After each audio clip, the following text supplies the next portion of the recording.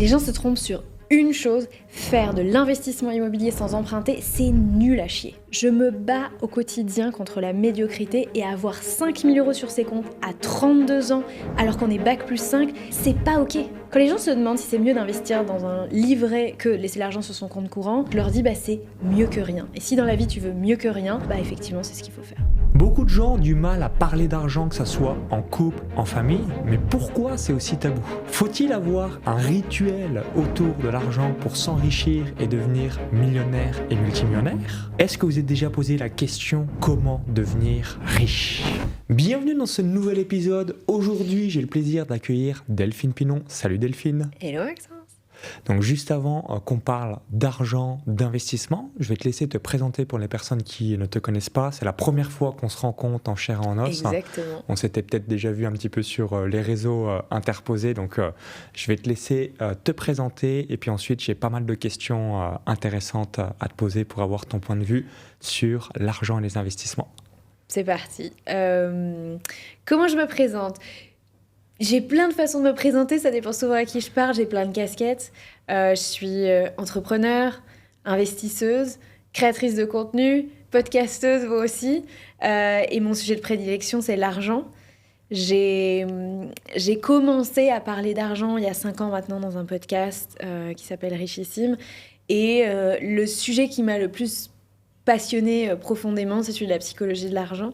De comprendre que derrière l'argent, il y avait des billets et des pièces de monnaie et des écritures sur un compte, mais surtout, il y avait une vision de la vie, une relation, des croyances, des peurs, des projections de manière générale.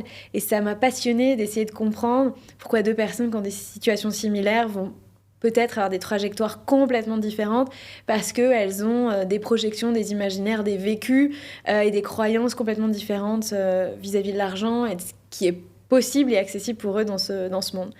Donc c'est comme ça que j'ai commencé à m'intéresser à l'argent.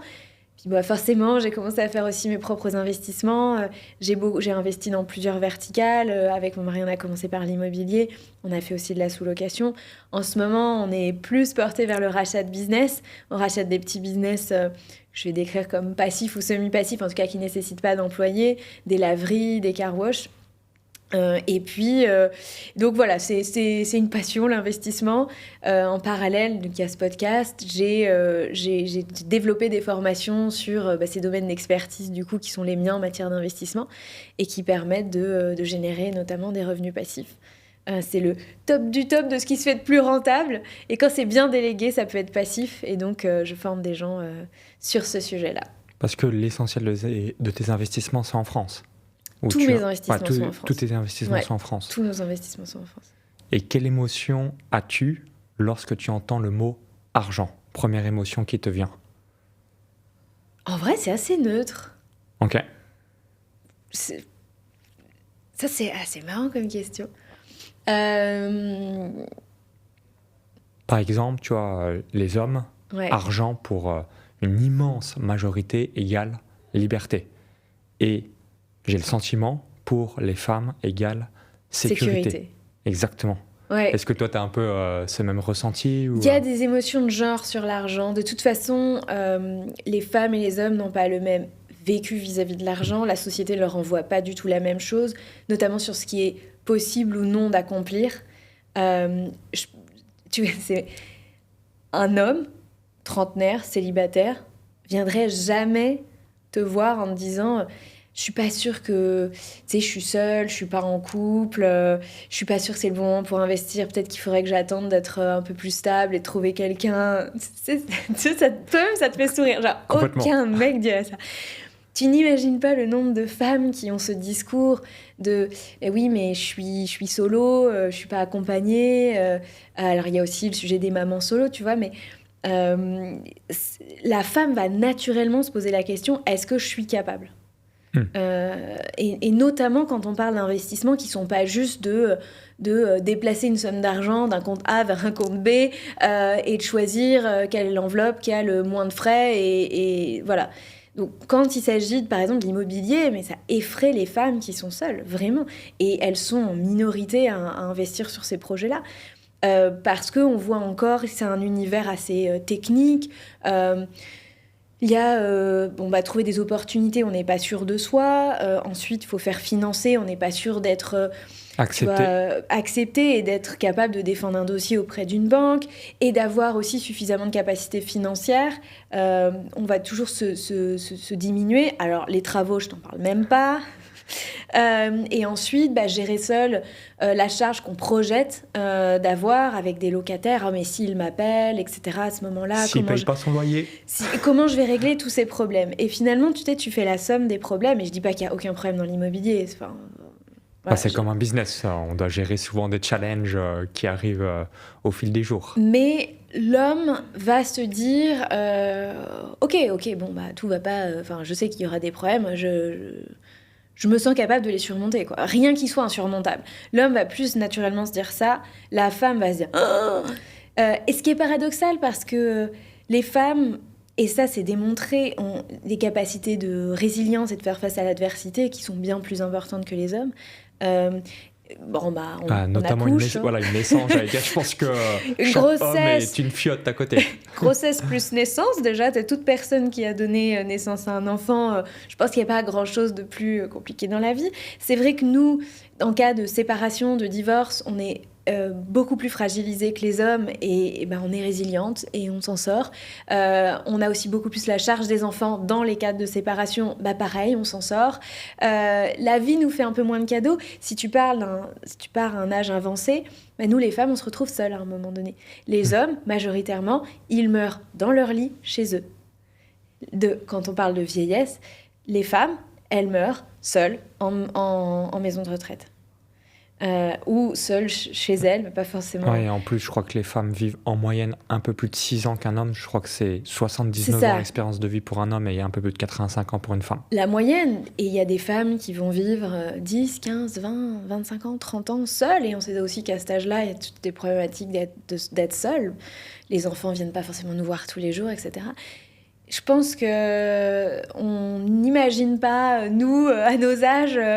on n'imagine pas ce que c'est de vivre 10 ans seul, parfois passer des journées sans avoir aucune visite ou un appel ou de personne.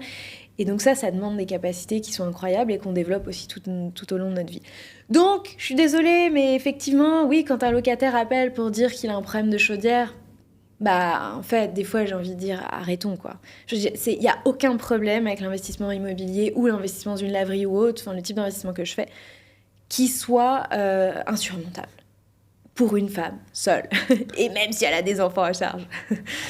Ouais, c'est uniquement une projection mentale et souvent on va se faire une montagne.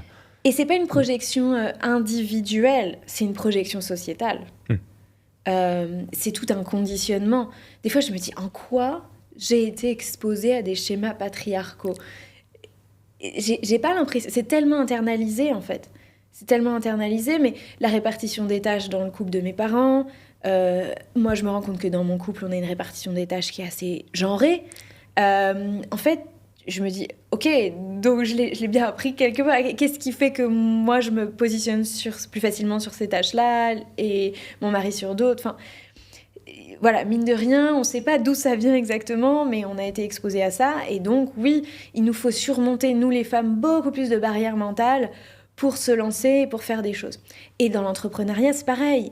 Là, je parlais d'investissement, mais c'est pas pour rien qu'il y a moins de femmes qui investissent. C'est d'abord parce que alors, on sait très bien que les femmes sont pas moins intelligentes ou moins capables. Elles ont même pas forcément moins de temps disponible.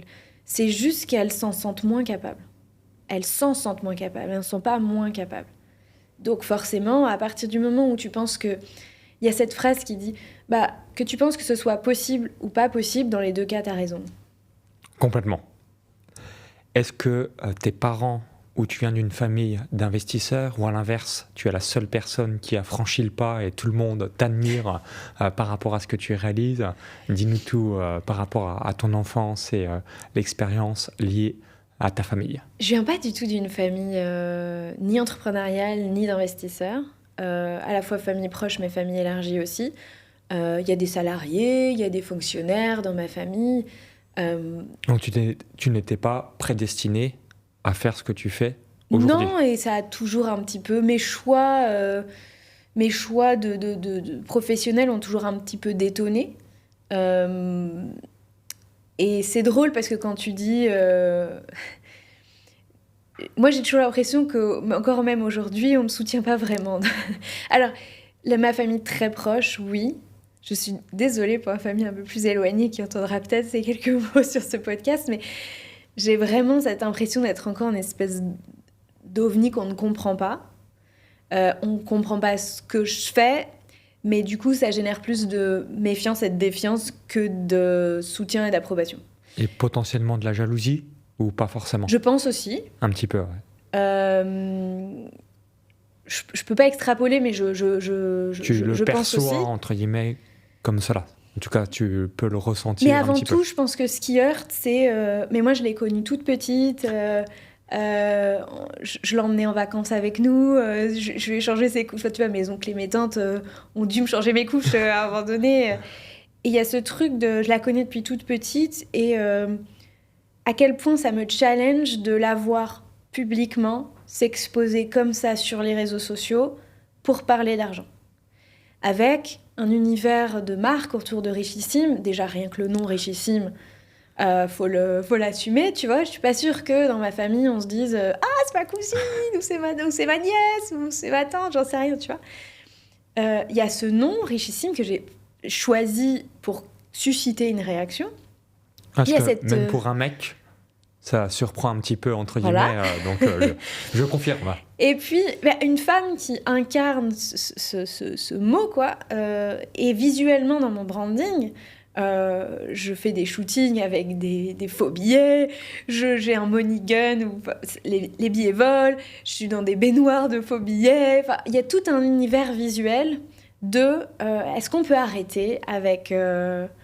ces tabous sur l'argent? Est-ce qu'on peut arrêter avec cette modestie, pudeur qui ne sert personne? Moi, je considère que le pays dans son ensemble est pénalisé par cette culture de tabou, de secret vis-à-vis de l'argent qui fait que personne n'a de culture financière, que c'est extrêmement pénalisant pour la culture business. Et c'est drôle parce qu'en ce moment, il y a la diffusion de l'émission Qui veut être mon associé sur M6, que je suis depuis la première saison, peut-être que toi aussi. L'année dernière, je m'étais mis à regarder la version américaine, qui existe depuis bien plus longtemps, dans Shark Tank. Et là, j'étais frappée par cette différence, cette aisance avec les concepts business, avec le vocabulaire business, avec les types d'offres qui étaient faites, qui étaient très ingénieuses, en utilisant des leviers qu'on n'imaginerait pas en France. Je me suis dit, ok, on voit vraiment qu'il y a une culture business. On voit vraiment que les investisseurs, les entrepreneurs et le public comprennent ce qui est en train de se passer et a cette culture business, alors qu'en France, on est plus dans... les débuts de la démocratisation, tu vois, etc. Et donc ça en dit long. Mais dans une culture où, quand quelqu'un devient riche, il se fait démonter, il est l'objet de toutes les, pas convoitises, mais de toutes les jalousies, que tout le monde a envie de lui planter un couteau dans le dos, c'est normal qu'à un moment donné, les riches se cachent, et c'est une déperdition de savoir qui est énorme. Prenons l'exemple de Bernard Arnault. On devrait lui mettre un tapis rouge et qu'il nous explique comment gérer une entreprise à succès, par exemple. Bernard Arnault, dans un autre pays, il ferait des conférences. Il serait applaudi. Il serait invité dans des business schools. Il ferait des choses publiques et il partagerait un savoir qui serait une source d'inspiration. Est-ce que ce type est parfait? La question ne devrait même pas se poser parce que la réponse est non. Parce que je ne suis pas parfaite, tu n'es pas parfait, spoiler alert, personne ne l'est. Et donc, est-ce que ce type a besoin d'incarner la perfection pour qu'il soit une source d'inspiration? Non, pas plus que Bill Gates, pas plus que Zuckerberg, pas plus que Elon Musk, même si de plus en plus, ça c'est dur. On peut prendre l'exemple de Trump aussi. On peut peut-être reconnaître un certain génie d'esprit ou des affaires en détestant le personnage et les valeurs qu'il incarne, parce que le monde c'est ça, c'est pas blanc ou noir, et donc Bernard Arnault n'est pas ni blanc ni noir, et personne ne l'est.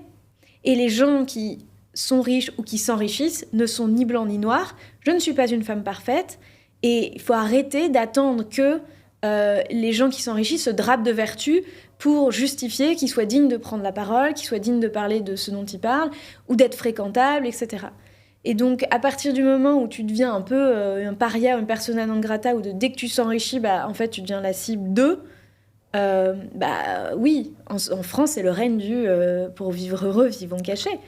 Et comment veux-tu créer une culture si tous les gens qui ont un savoir sur comment on fait pour s'élever socialement dans la société? Comment on fait? Et encore une fois, spoiler alerte, c'est pas en mettant un petit peu d'argent tous les mois, même correctement placé sur une assurance vie, qu'on va changer sa vie. Ça permet de maintenir. Ça permet... Est-ce que c'est 3% une assurance vie à peu près? Ça, c'est le minimum. Ça peut monter à 5, 6, 7, 8, si on a des produits bien arbitrés, à 10, 12. Mais ça changerait... Enfin, si vous partez de pas grand-chose, comme c'est ton cas, comme c'est mon cas, il y a quelques années, j'avais 5 000 € sur mes comptes. Je sais qu'à chaque fois que je dis ça, il y en a qui disent « Oh, c'est déjà pas mal !» Je fais « Bah non, désolé, excusez-moi. Si vous pensez que 5 000 € sur ses comptes à 32 ans, avec un bac plus 5, c'est bien. » Et là, je sais que, tu vois, ça me... Je fais « Non, arrêtez, parce que ça, c'est la médiocrité à la française. Pensez que 5 000 balles à 32 ans, bac plus 5, c'est bien. Non, c'est de la merde. » Voilà. Par contre, si tu démarres dans la vie ou que tu as eu des accidents de parcours de vie, que t'es solo, grande ville, avec des enfants, que c'est difficile, que t'as du mal à... Voilà, ok. Et qu'avec beaucoup d'efforts, t'es arrivé à 5 000 €, j'ai envie de dire, go, va plus loin. Mais ce first step, il est déjà énorme. Mais arrêtons de se contenter et de penser que 5 000 € sur ses comptes, c'est génial, quoi. Et donc, moi, je suis arrivée à cette situation-là. Et oui, j'aspirais à autre chose, parce qu'avec 5 000 € sur ses comptes, avant que vous arriviez juste en placer votre argent même sur une bonne assurance vie, avant d'arriver à 100 000, vous allez perdre quelques cheveux, enfin vous allez vous faire quelques cheveux blancs, vous allez perdre un peu de motricité, un peu d'arthrose, une petite opération de la cataracte, et puis voilà. Et t'étais stressée à cette période-là? Moi, tu mets 5 000 balles sur mes comptes, ouais, non, je suis en panique. Zone de panique. En fait, mon max à l'époque, ça avait été 20 000. J'avais jamais eu plus de 20 000 € sur mes comptes. Et là, c'était un low. Ce 5 000 là, ça a été comme un zéro pour moi. Okay. Mais j'avais un référentiel qui, évidemment, qui était beaucoup plus bas que ce qu'il n'est aujourd'hui. Donc moi, c'était le niveau panique. Encore une fois, tu vois, en fonction d'où tu viens, pour certains, le niveau 5 000, c'est... c'est la fiesta, quoi. Moi, ça a été un moment charnière dans mon parcours, puisque c'est à ce moment-là où je me suis mis un coup de pied dans le derrière, parce que ça a été une blessure d'ego, parce que j'avais fait Sciences Po Paris, je m'estimais plutôt bien câblée intellectuellement. J'avais bénéficié d'une rupture conventionnelle qui m'a permis de me lancer en tant qu'entrepreneur, mais je vivais du coup du chômage. Donc je vivais du chômage et puis je me sépare de mon ex cette même année et je retourne vivre chez mes parents. Donc en fait, je vis du chômage, mon entreprise de freelance vivote, faut le dire. J'ai 32 ans alors que j'avais un super diplôme et j'ai 5 000 balles sur mes comptes. Tu cochais toutes les cases de la société. Moi, je l'ai mal vécu. Et en fait, ce que je dis toujours, c'est que si on m'avait dit à 25 ans, est-ce que ce serait OK pour toi t'étais au chômage à 32 ans? J'aurais dit, mais jamais de la vie. Est-ce que ce serait OK pour toi si on te disait que dans 7 ans, t'allais avoir 5 000 € sur tes comptes? Mais jamais de la vie. Est-ce que ce serait OK pour toi si on te disait que dans 7 ans, t'allais retourner vivre chez tes parents? Jamais de la vie. Et c'est la meilleure chose qui me soit arrivée. Parce que... Ça t'a mis le déclic. Exactement. Donc, on va tous vivre des lows dans notre vie. L'important, c'est ce qu'on en fait. Et ça n'a pas été fulgurant. Du jour au lendemain, je ne suis pas passée de 5 000 € sur mes comptes à millionnaire de patrimoine. Mais c'est sûr que je ne serais pas millionnaire de patrimoine aujourd'hui si je n'avais pas eu 5 000 € un jour sur mes comptes et que je ne l'avais pas mal vécu. Donc, des fois, on redoute de vivre des choses difficiles avec l'argent, alors que dans certaines circonstances, c'est la meilleure chose qui puisse nous arriver. Et tous les jours, je vois, tu vois, notamment des hommes et des femmes qui ont vécu une mauvaise séparation, un mauvais divorce. Et en fait, c'est cette douleur, je parle financièrement parlant, alors, souvent émotionnellement parlant aussi, et c'est des douleurs, si on en fait quelque chose, elles sont extraordinaires. c'est si on n'en fait rien que c'est du pur gâchis. Le gâchis, c'est pas de s'être séparé, de s'être retrouvé dans cette situation-là. Ça arrive à tout le monde. Le gâchis, c'est de pas prendre la leçon qui est cachée derrière ce truc-là. La leçon, c'est bon, ok, j'ai pas anticipé. Bon, ok, j'étais dans une forme de dépendance, je l'ai pas vu. Ok, donc je vais régler ces problèmes-là. Je vais régler le problème de dépendance. Je vais régler le problème d'anticipation. Pour ça, il faut que je fasse quoi ? Il faut que je gagne plus. Comment on fait pour gagner plus ? Aujourd'hui, je sais pas. Bon, bah, je vais m'intéresser à la question. Soit j'attends que ça me vienne du ciel. Et honnêtement, ça paraît ridicule, mais déjà, je vais poser la question à ChatGPT. C'est ça qui est magique. Maintenant qu'on a l'IA, on a toutes les réponses à nos questions, choses qu'on n'avait pas malheureusement. Pour commencer. Également, alors première question, tu as exploré notamment à travers ton podcast richissime de nombreuses approches autour de l'argent et de la gestion financière.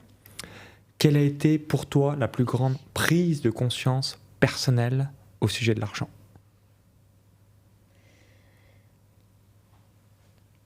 Pas facile ta question. Et ça rebondit ce que tu disais à 32 ans, c'est finalement ce déclic. Ouais. Tu retournes chez tes parents, 5 000 € max sur tes comptes.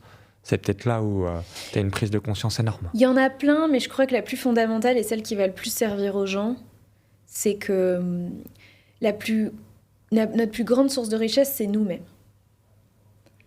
Et des fois, il faut peut-être un peu moins chercher vers l'extérieur et un peu plus chercher vers l'intérieur. Si vous investissez dans vous, vos connaissances, votre savoir, de manière ciblée, parce que si vous investissez 1000 balles dans une formation faire du macramé, pas sûr que ça soit un game changer dans votre vie, mais dans votre domaine, dans votre métier, il y a probablement une formation complémentaire qui peut vous faire passer d'un comptable lambda à un comptable que les top 10% des entreprises ont envie d'embaucher. Et donc de payer. Et de payer plus cher.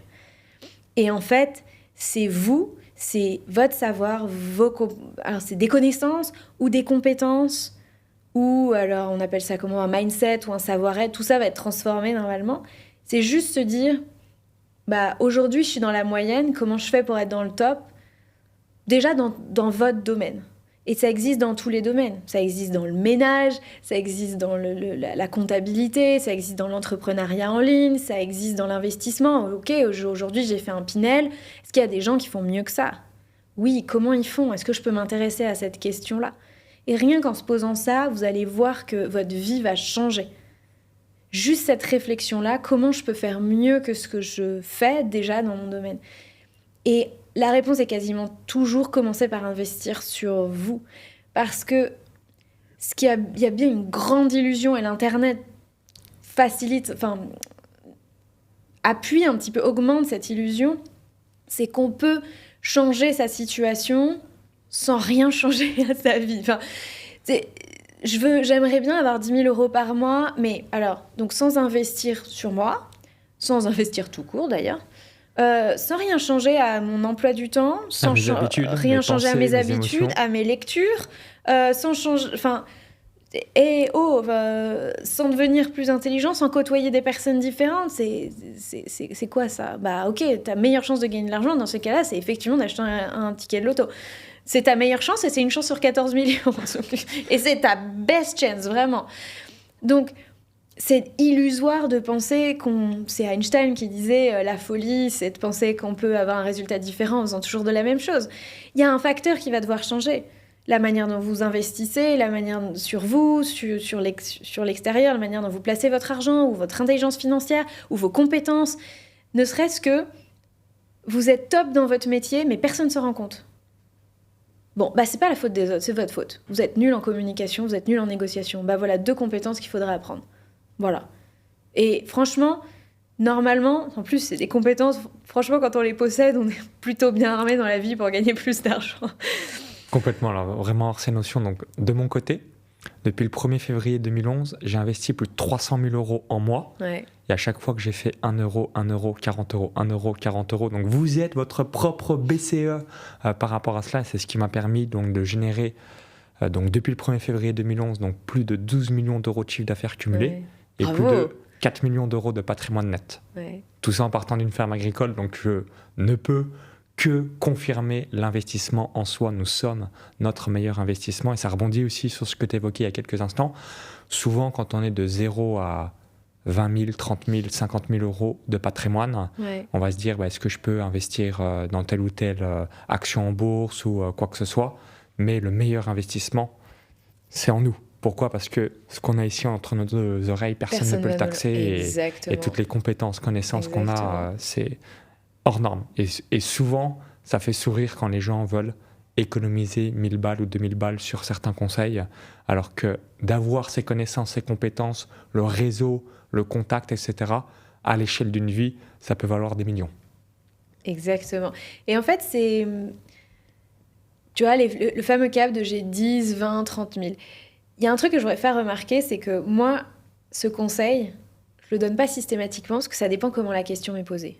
Okay. Et quelqu'un qui vient vers moi en disant je fais quoi avec mon argent ? C'est pas la même chose que...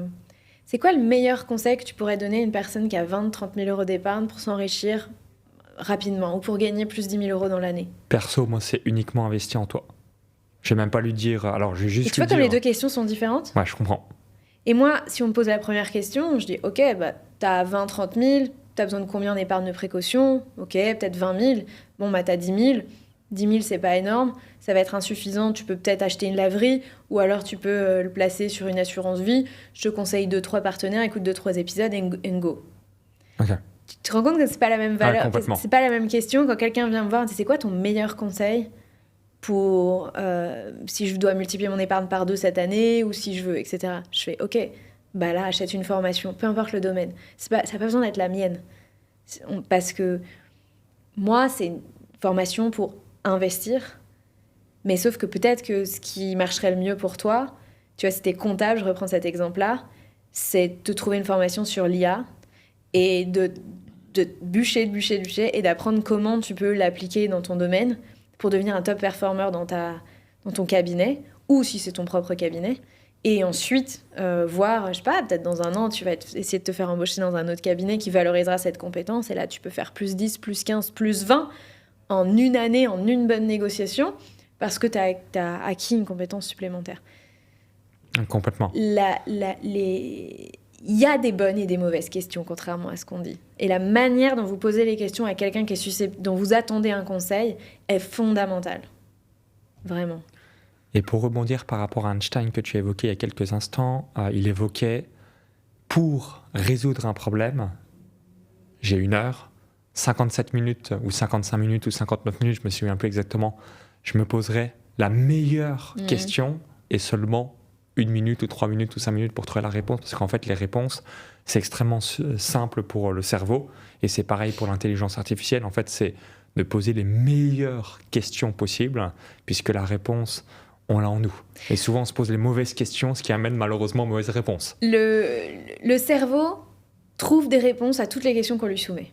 Exactement. Si les questions sont mal posées, tu vois, comment est-ce que je peux devenir riche ? C'est pas la même chose que comment je peux faire plus 10K cette année. Pas du tout la même question. Et comment je peux réussir à atteindre 500 000 euros de patrimoine dans les 2 prochaines années en partant de la situation où je suis. Ok, juste vous les posez à vous-même ou à ChatGPT si vous voulez. Les questions ne seront pas du tout les mêmes, n'auront pas la même précision. Et donc n'auront pas la même valeur.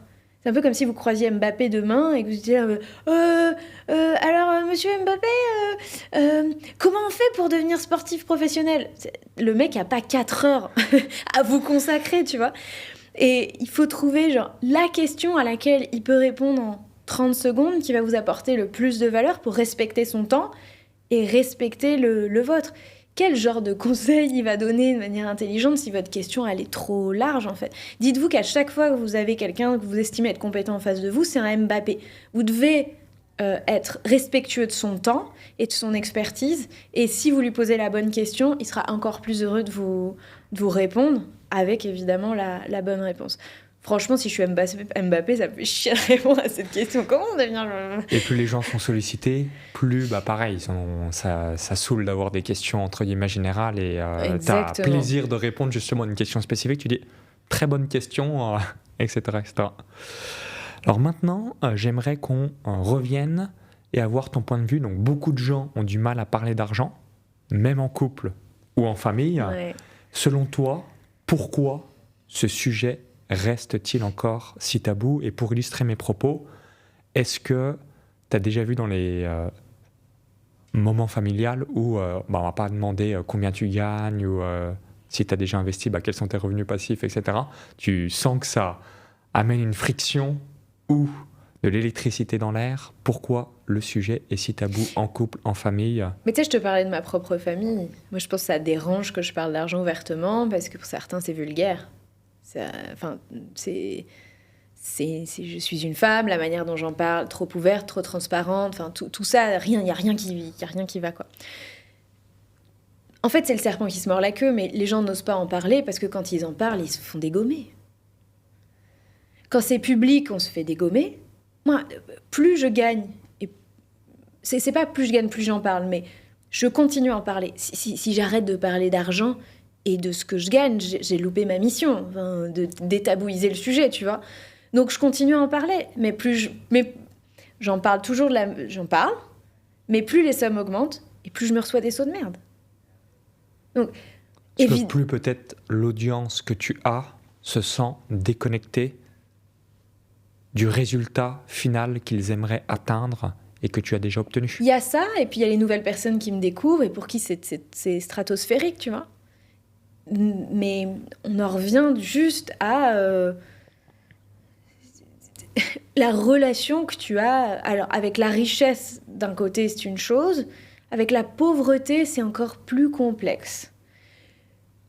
En France, on déteste les riches.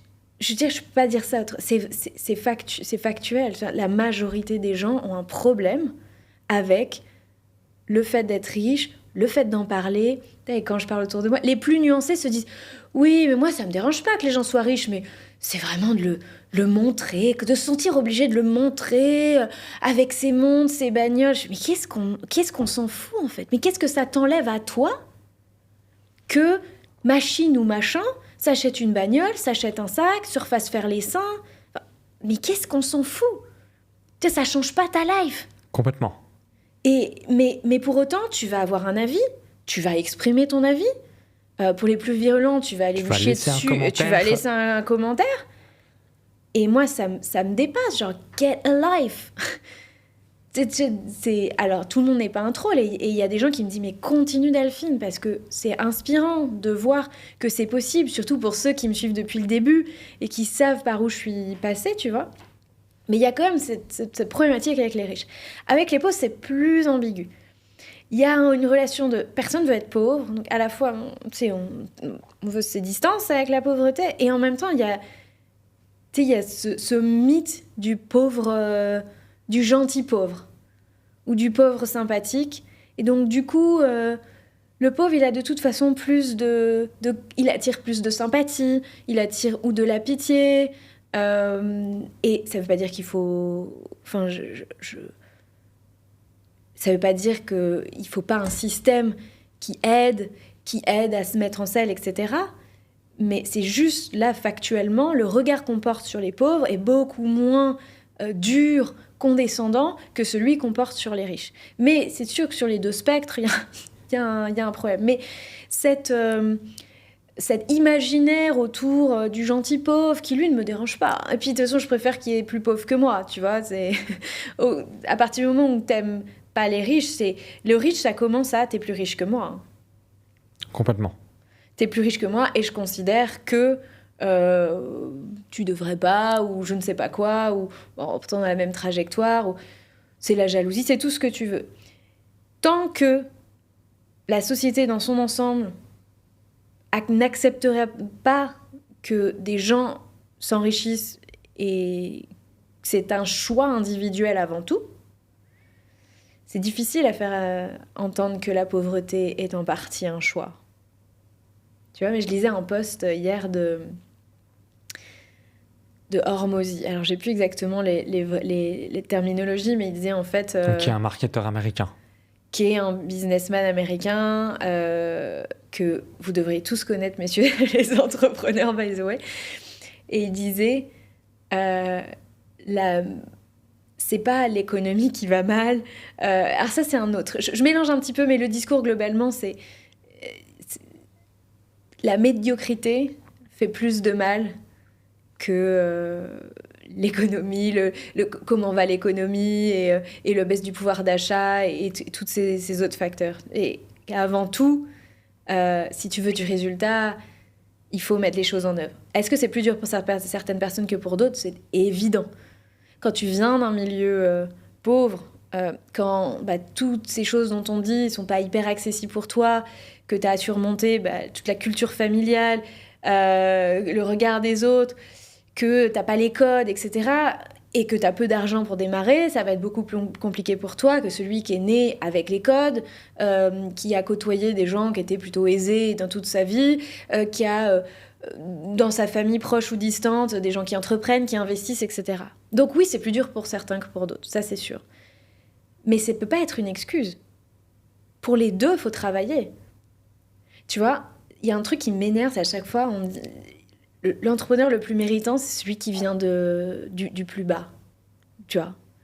Tout est moins méritant quand t'es né dans une famille riche ou dans une famille middle class aisée. Non, tu seras toujours moins méritant. Il faut en avoir chié. Alors, dans un sens, t'as plus travaillé pour arriver et t'as surmonté beaucoup plus d'obstacles. Dans les deux cas, franchement, monter une boîte... C'est pas simple, ça je confirme. C'est dur. Et donc, ce que je veux dire, c'est que tu peux te dire, je viens d'un background pauvre, tu peux te le dire et prendre ça comme excuse, ou alors tu vas devoir faire comme tout le monde et te sortir les... Donc, encore une fois, je dis ça et pour autant je reconnais que ça va être plus dur. Tu vas plus en chier. Oui. Surtout qu'on a l'héritage, donc bagage émotionnel, peur, conditionnement, zéro réseau. Il y a tout ce qui... Mais tu peux soit te dire, ok, je pars avec les mauvaises cartes dans mon jeu, je me retire du jeu, quoi. Je laisse les autres jouer. Je me retire du jeu. Ou alors tu te dis, ok, je vais me prendre des gamelles, mais je vais réussir à me constituer un meilleur jeu et ça va le faire. Ça va prendre un petit peu plus de temps, etc. Donc, in fine, à un moment donné, il faut... C'est juste une question de comment je fais pour être meilleure que ce que je fais là. Et même si tu commences chauffeur Uber Eats ou VTC, tu vois, c'est OK. Donc, qu'est-ce qui ferait que je pourrais monter l'échelle ? Est-ce que c'est dans mon domaine ? Est-ce que c'est dans un autre ? Qu'est-ce qui me manque ? Et en fait, c'est ce petit bout de réflexion qui, pour moi, elle connecte le gap qu'il y a. Et à partir du moment où on devient obsédé par « Ok, j'ai rien, je commence avec rien, je suis au plus bas, mais si je peux juste me poser la question « Ok, c'est quoi la next step pour que je devienne meilleure, que j'ai plus de valeur, que je puisse faire payer mes services plus cher, ou que l'employeur puisse me payer plus cher, ou qu'un autre employeur puisse me payer plus cher ?» Et je vais d'étape en étape. Ah, j'ai compris un truc. J'ai compris que quand on faisait ça, on rapportait plus à notre employeur et il avait plus envie de nous garder. J'ai compris que quand on servait le client comme ça, on multipliait par 3 ses pourboires. Donc, est-ce que je continue à faire la gueule quand je fais du service aux clients, ou est-ce que je me mets à être le best serveur du restaurant ?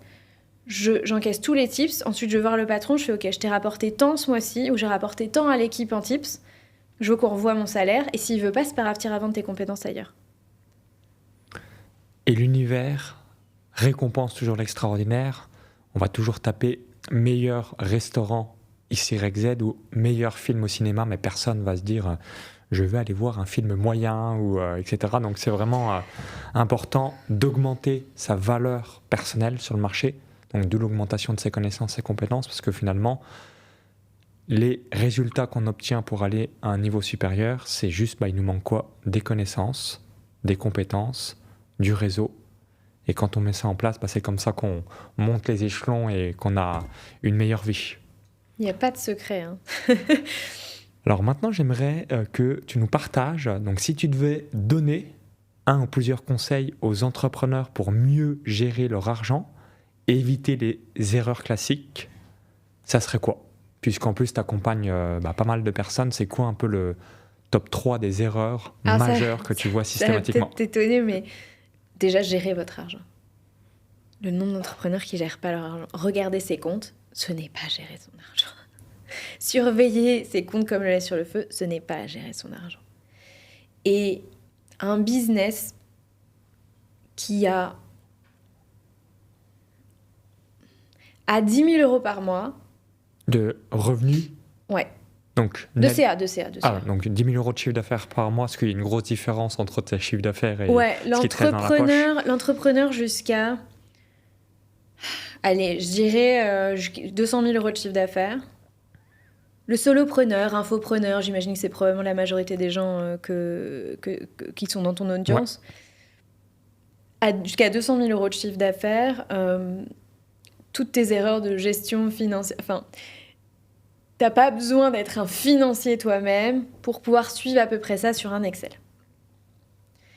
La gestion de la trésorerie n'est pas hyper compliquée. Enfin, ça va. Peu de flux, donc peu de recettes, peu de dépenses, donc c'est très très simple à calculer. C'est assez simple à gérer sur un Excel, même si t'es pas financier, etc. My God, quand tu commences à passer certains niveaux, une des premières personnes dont tu dois t'entourer, c'est quelqu'un qui va t'aider à piloter la finance. Et ça peut être... Je déconseille le comptable, parce que le comptable, c'est pas son job, la plupart du temps.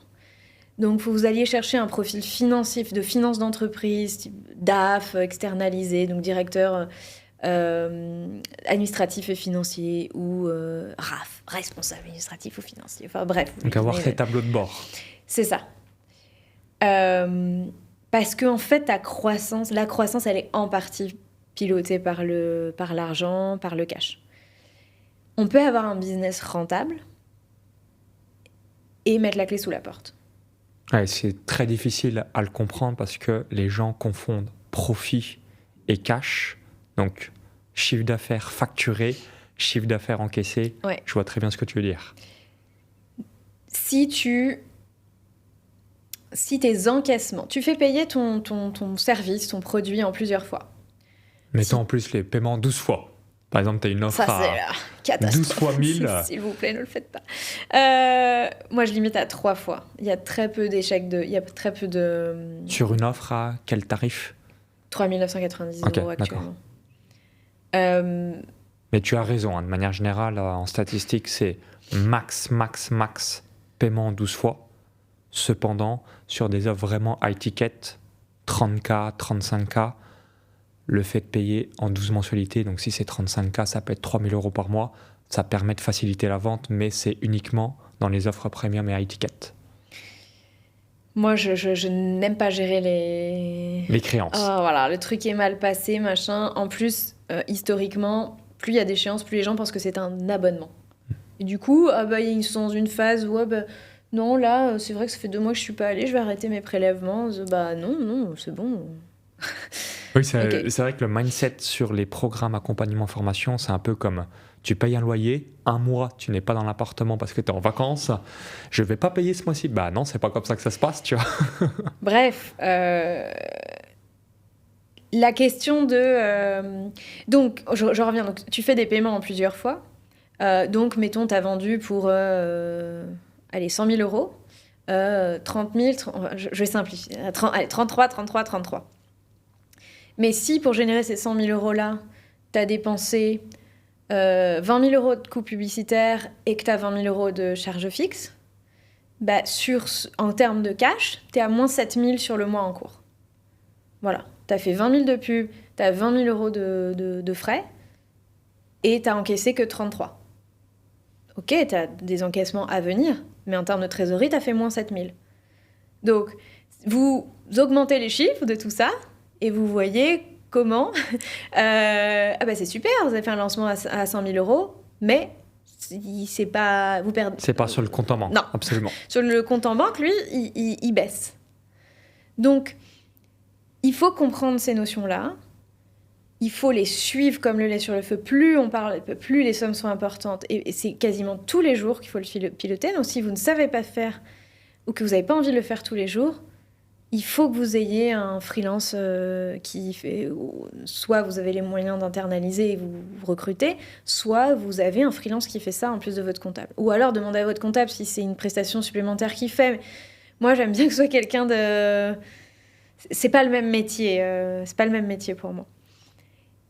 Et donc, ça vous aide à piloter. Et des exemples concrets, des décisions concrètes qu'on prend vis-à-vis de ça, c'est, en fait, contre-intuitivement, on augmente tous les budgets parce qu'avec 100 000 € en échéance en 3 fois, on ne couvre pas nos charges fixes et nos besoins en réinvestissement. Donc, comme on fait la banque, si on scale, on croit, on va tout droit à la faillite. C'est pour ça qu'on met la clé sous la porte, alors que sur le papier, nous sommes rentables.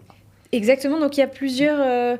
En fait, ça vous aide à prendre les bonnes décisions, ça vous aide à dire, ok, donc est-ce que je continue avec mes paiements en 3 fois, 10 fois ou 12 fois Comment est-ce que je favorise le paiement d'une fois avec des mécanismes d'incentive, de bonus, parce que l'enjeu est important sur ma trésorerie. Là, avec une configuration comme celle que j'ai décrite, par exemple, ça me paraît compliqué d'embaucher de nouvelles personnes en freelance pour soutenir la croissance. Donc... Et ça, vraiment, je vous assure qu'on a besoin de le piloter au quotidien, surtout quand vous faites de l'acquisition payante avec des budgets publicitaires. Et ça demande un monitoring constant. D'une semaine à l'autre, votre CPL, il augmente, vos coûts pub, ils augmentent. Donc, vous êtes devant un choix. C'est soit j'ai moins de leads cette semaine pour respecter mon budget, puisque mon CPL a augmenté, mon coût par lead, soit... j'accepte d'augmenter mon budget parce que je veux le même nombre de leads pour closer le même nombre de ventes.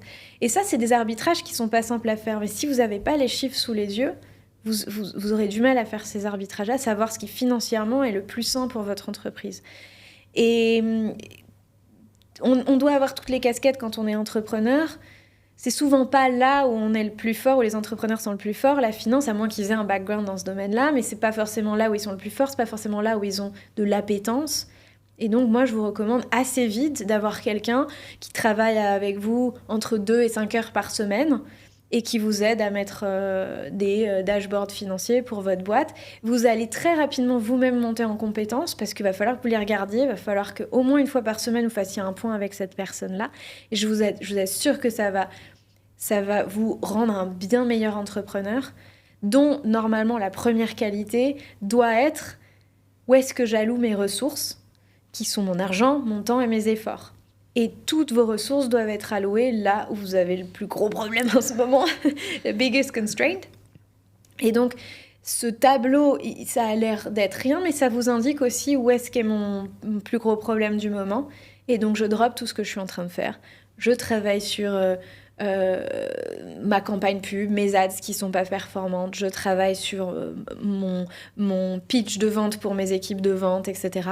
Et donc je réalloue mes efforts, les miens et ceux de mes équipes, pour que mes efforts soient là où ils doivent être, pour qu'on règle nos problèmes de cash le plus rapidement possible.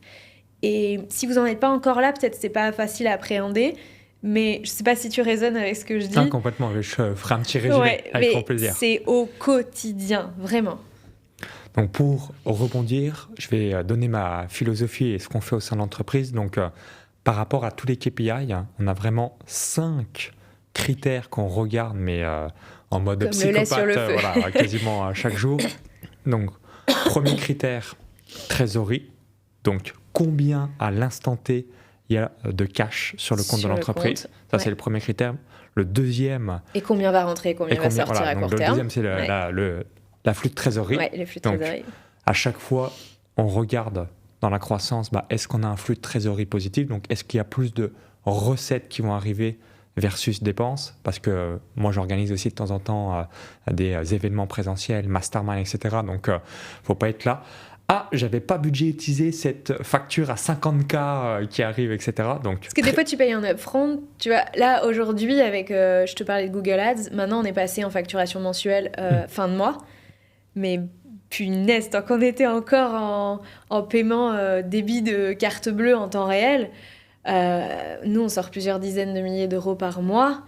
En fait, tu dois les avancer, quoi. C'est beaucoup plus confortable de les sortir en fin de mois quand tu as déjà encaissé. Donc non, c'est des vrais problèmes. C'est vraiment important de ne pas faire la banque. Sinon, vous allez malheureusement tomber en faillite. Donc trésorerie, flux de trésorerie. Ensuite, le CAC, le coût d'acquisition client, qui soit le plus faible possible. Numéro 4, la marge par produit et service. Donc vraiment, parce qu'il y a une immense différence entre le chiffre d'affaires et la marge, et l'objectif c'est d'avoir des offres avec la marge la plus importante. Donc nous on a vraiment une règle entre 30 à 60%. Si la marge est inférieure à 30%, on ne va pas le faire. Donc marge nette. Ouais, marge nette. Ok. Donc d'où 60% en marge brute Ouais. et la magie des formations, accompagnement, mastermind, etc. Et numéro 5, la valeur à 1 an du client et la valeur à 3 ans. Donc on a souvent le terme de lifetime value, mais en soi, si tu n'es pas EDF ou un petit peu, Orange, c'est rare que les gens supérieurs à 3 ans. Et c'est comme ça qu'on peut scaler. Et pour donner un autre exemple, donc au cours des 12 derniers mois, on a fait un petit peu plus de 1,4 million d'euros de chiffre d'affaires avec quasiment 500 000 euros de bénéfices, de profit. Donc notre raisonnement est le suivant. Numéro 1, on réinvestit donc 100 000 euros dans l'entreprise pour continuer à croître, structurer, améliorer les process, les produits, etc. 50 000 euros que j'investis en moi pour améliorer mes connaissances, compétences. Donc là, c'est mentor, mastermind, coach, formation, accompagnement. Et dans cet exemple, 350 000 euros que là, je vais réinvestir, immobilier, bourse, crypto-monnaie, or. Et c'est ce qui m'a permis... Via ta société directement ou... Ouais. Okay. Alors moi je suis donc en Estonie donc depuis le 11 avril 2018 et tous mes investissements sont au nom de ma société estonienne puisque jusqu'à peu... Dans le même véhicule ou c'est des sociétés filles que tu... Non, c'est la même société parce que l'Estonie c'est extrêmement simple, on pourrait dire c'est la fiscalité sur les nuls. Tu as une société, tu payes 265 euros une fois, tu as accès à vie et avec la même société, tu peux tout faire. Donc, j'ai une villa au Costa Rica, 6 biens immobiliers en Estonie, 2 achats-reventes à Dubaï avec d'autres investisseurs français, crypto-monnaie, bourse, or. Et en cas de revente, tu vois, si tu... Alors, donc tu as de l'immobilier, c'est une chose, tu vois, mais si tu veux revendre un bien, et notamment si tu veux revendre des sociétés, c'est pas compliqué que tout ça soit sous le même... Alors, je dissocie donc l'entité juridique de la société et réellement le cœur du business qui est les process, les listes d'emails ou potentiellement la marque tunnel de vente. Nous, on est tunneldevente.fr. Voilà, c'est deux choses pour moi totalement différentes, tu vois. Mais je vois ce que tu veux dire. Et après, j'ai un peu moins le mindset de valorisation de vente. Je cherche avant tout le cash flow. Et pourquoi ? Parce que c'est aussi très difficile un business en ligne potentiellement à vendre, lié au personal branding et lié aussi à l'aspect humain. C'est pas du tout comme... C'est parce qu'en fait, tous tes autres investissements à côté sont décorrélés de moi. Et sont de l'IMO. IMO, bourse, crypto, or. Mais là, typiquement, n'importe qui pourrait les reprendre. C'est totalement décorrélé de ma personne. Okay. Et toi, ça ne me viendrait pas à l'idée de mettre mon car wash dans la même boîte que Richissime. Ok. Parce que pour le coup... on a des stratégies de revente de ces actifs dans un horizon de 5 à 10 ans. Et il est hors de question que mes bilans... Deux sociétés. C'est un enfer pour nous, c'est un enfer pour l'acquéreur. On veut un truc clean ou OK, donc tu veux racheter un groupe. Éventuellement, il y a plusieurs carroches dans la même structure avec une comptabilité analytique. Comme ça, si on veut en vendre un, on sait exactement... ce que lui vaut, et c'est pas tout mélangé, parce que du point de vue de l'acquéreur, c'est un enfer quand tu veux acquérir. T'as un cédant qui te dit « Ah bah moi j'en ai 10, je veux bien t'en vendre 2, mais alors par contre tous les comptes sont ensemble. » Bah, t'achètes... c'est un petit peu au petit bonheur l'achat. T'achètes ce que la personne te dit et que tu veux bien croire, parce que c'est inreconstituable a posteriori quelle structure a fait quel chiffre d'affaires et quelle structure a utilisé quelle charge, quoi. Donc, je comprends. Je veux m'éviter best practice sur ce sujet-là. Ouais, c'est intéressant. C'est intéressant tes questions, vu que mon mindset est différent par rapport à ça, vu que moi je vois plutôt l'aspect bien immobilier et la personne devient propriétaire si je vends le bien.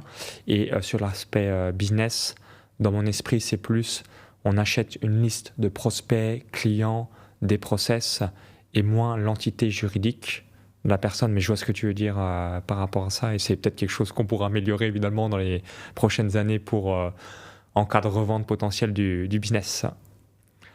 Tu as interviewé également de nombreux experts et personnes inspirantes sur l'argent. Est-ce qu'il y a une personne ou une conversation qui t'a marqué spécifiquement, parce que tu as quand même interviewé donc Frédéric Mazzella, Anthony Bourbon, Éric Larchevêque, Jean-Pierre Nadir, etc., etc. Donc, on a fait pas mal. Est-ce qu'il y a une conversation qui t'a particulièrement impacté Ouais, il y en a deux par leur personnalité, ce qu'ils ont à dire. La première, je l'ai laissée un peu de côté, mais c'est Oussama Hamar. Il est clivant, il est brillant, Alors, il est tellement de choses. Lié à quoi Qu'est-ce qui t'a marqué chez Oussama? Alors écoute, dans les deux cas, alors déjà Oussama Hamar, ça fait plus d'1 an et demi, donc je me rappelle pas de tout ce qu'on s'est dit. D'accord. Il y a un sujet dont je me rappelle, parce qu'il m'intéresse particulièrement. Je vais poser la question, comment on fait... Tu vois, un des marqueurs de la richesse, c'est qui tu côtoies. L'environnement, la moyenne des 5 personnes que l'on côtoie le plus. Voilà, on peut le dire de plein de manières, mais donc quand tu es dans une démarche d'essayer de t'élever socialement, tu vois, de gagner plus, eh bien, il y a cette idée de qui est-ce que je peux côtoyer pour m'aider aussi, parce que, par leurs conseils, par leur réseau, par la manière dont ils pensent. Et il me dit, alors, contrairement à ce qu'on pense, le réseau, la plupart des gens prennent... C'est Oussama qui me dit ça. Le réseau, la plupart des gens prennent le sujet à l'envers. En fait, il faut d'abord faire des choses intéressantes et ensuite tout le monde va s'intéresser à toi. 100% d'accord. Et en ce moment, tu vois, ça fait que quelques mois qu'on habite à Dubaï et on travaille beaucoup, on rencontre encore peu de gens, mais on a envie de rencontrer des gens. Donc il y a ce truc de ok, on va essayer d'aller créer des liens, aller à l'extérieur, et puis en même temps on n'a pas trop le temps. Enfin, tu vois, gestion de priorité, je comprends. Il y a cette double tête à l'intérieur de moi, et en fait je me rappelle de cette phrase d'Oussama et je me dis ok. Et puis aussi, voilà, on va pas se mentir, les gens que j'ai envie de côtoyer, les gens qui moi m'inspirent, qui sont, enfin, par plein d'aspects, par qui ils sont en tant qu'entrepreneurs, par leurs valeurs, par leur intelligence, en tout cas perçue, je les perçois encore un petit peu trop avancés, tu vois. Et je me dis, ok, donc en fait, vaut mieux que je fasse, tu vois, en termes d'allocation des ressources, vaut mieux que je mette tous mes efforts sur devenir cette personne, de construire ce business et devenir cette personne qui aura accès à ces personnalités hyper facilement. Je te donne un exemple, il y a plein de gens que j'aimerais inviter sur le podcast et je sais qu'aujourd'hui, le podcast est un peu trop petit. En fait, pour qu'un invité passe la barrière de « Oh punaise, on va parler d'argent pendant 1h30 », c'est un sujet qui est personnel et intime pour beaucoup de gens. Ils se posent la question de « Ok, comment ma communauté va le percevoir ?» Donc pour passer cette barrière, il faut que le truc soit suffisamment sexy, attractif, qu'on se dise « Ok, il faut que je passe sur Richissime ». C'est un peu comme en ce moment, il faut que je passe sur Legend. Genre, tout le monde est sur Legend. Complètement. Il y a un petit peu un côté, des fois, putaclic. Il y a des choses que j'aime, il y a des choses qui sont un peu caniveau, c'est tous les sujets, donc c'est très spécial. Mais des fois, on sent trop le côté putaclic, alors qu'il y a un travail qui est sérieux, qui est structuré, une équipe qui fait un boulot de dingue. Mais voilà, bon, bref. Mais il faut être sur Legend, parce que tout le monde... L'audience est sur Legend, en fait. Donc, les gens se disent « Ok, il faut que j'aille sur Legend ». Et avant de susciter ça, soit je m'égosille à essayer de convaincre des gens de venir sur mon podcast et je me dis c'est eux qui vont m'aider à rendre le truc plus sexy, ou alors j'essaye juste de faire le meilleur podcast sur le sujet et tout le monde aura envie de venir dessus. Et donc, ce conseil d'Oussama, il l'a donné il y a 2 ans, et en fait, ça revient, c'est parce que je dois sans arrêt, finalement, me dire non, ok, ne cède pas à la tentation, utilise tes ressources là, et tu verras, ça va bien se passer, ça arrivera à un moment donné, tu vois. Plutôt que t'égosiller à faire toutes les événements de la terre entière pour rencontrer des gens, tu vois. À mon sens, c'est mieux de cibler peu de personnes et de monter comme ça. Et si on prend l'exemple aussi de le podcast Le Déclic d'Alec Henry, il a bien monté, parce qu'après, une fois, et toi tu l'as fait également, si tu as 1 ou 2 personnes qui ont passé un bon moment pour le podcast, la mise en relation, parce que le réseau, c'est une question de mise en relation. Qui te met en relation pour pouvoir entrer en contact? Et c'est cette mise en relation qui fait que tu vas être en mesure d'avoir la personne ou non, et de monter aussi au fil En fait, du j'ai eu temps. très très très peu de mise en relation Ok, parce que le sujet parce que le sujet. donc c'est le sujet qui a intéressé oui. le plus, d'accord. Parce que les Excellent. gens se disent, Faut que je parle d'argent. moi j'ai Ouais. accepté de parler d'argent, mais tu vois, il y a un peu ce truc de quand tu fais une mise en relation, la personne que tu fais rentrer dans le game, tu vois, genre un invité me met en relation avec quelqu'un de son réseau. La personne de son réseau peut soit se dire trop bien, soit se dire mais qu'est-ce qu'il vient de me faire? Genre, parce que du coup, j'ai rien demandé et maintenant je dois me sortir d'une situation en essayant de trouver un moyen de dire à la personne qu'en fait je veux pas faire son podcast. Donc tu la mets tu la mets en porte-à-faux. Et donc finalement, celui qui met en relation, il va pas le faire si il peut potentiellement créer un porte-à-faux. Surtout, il sait ce que c'est l'invité d'être sollicité. Et donc, il sait que la personne qui potentiellement va me recommander est aussi une personne qui est sollicitée. Et donc, il va le faire... Ouais. Polé, doucement. Voilà, tranquillou, pépère, quoi. Et la plupart du temps, il va pas le faire parce qu'il va pas se mouiller.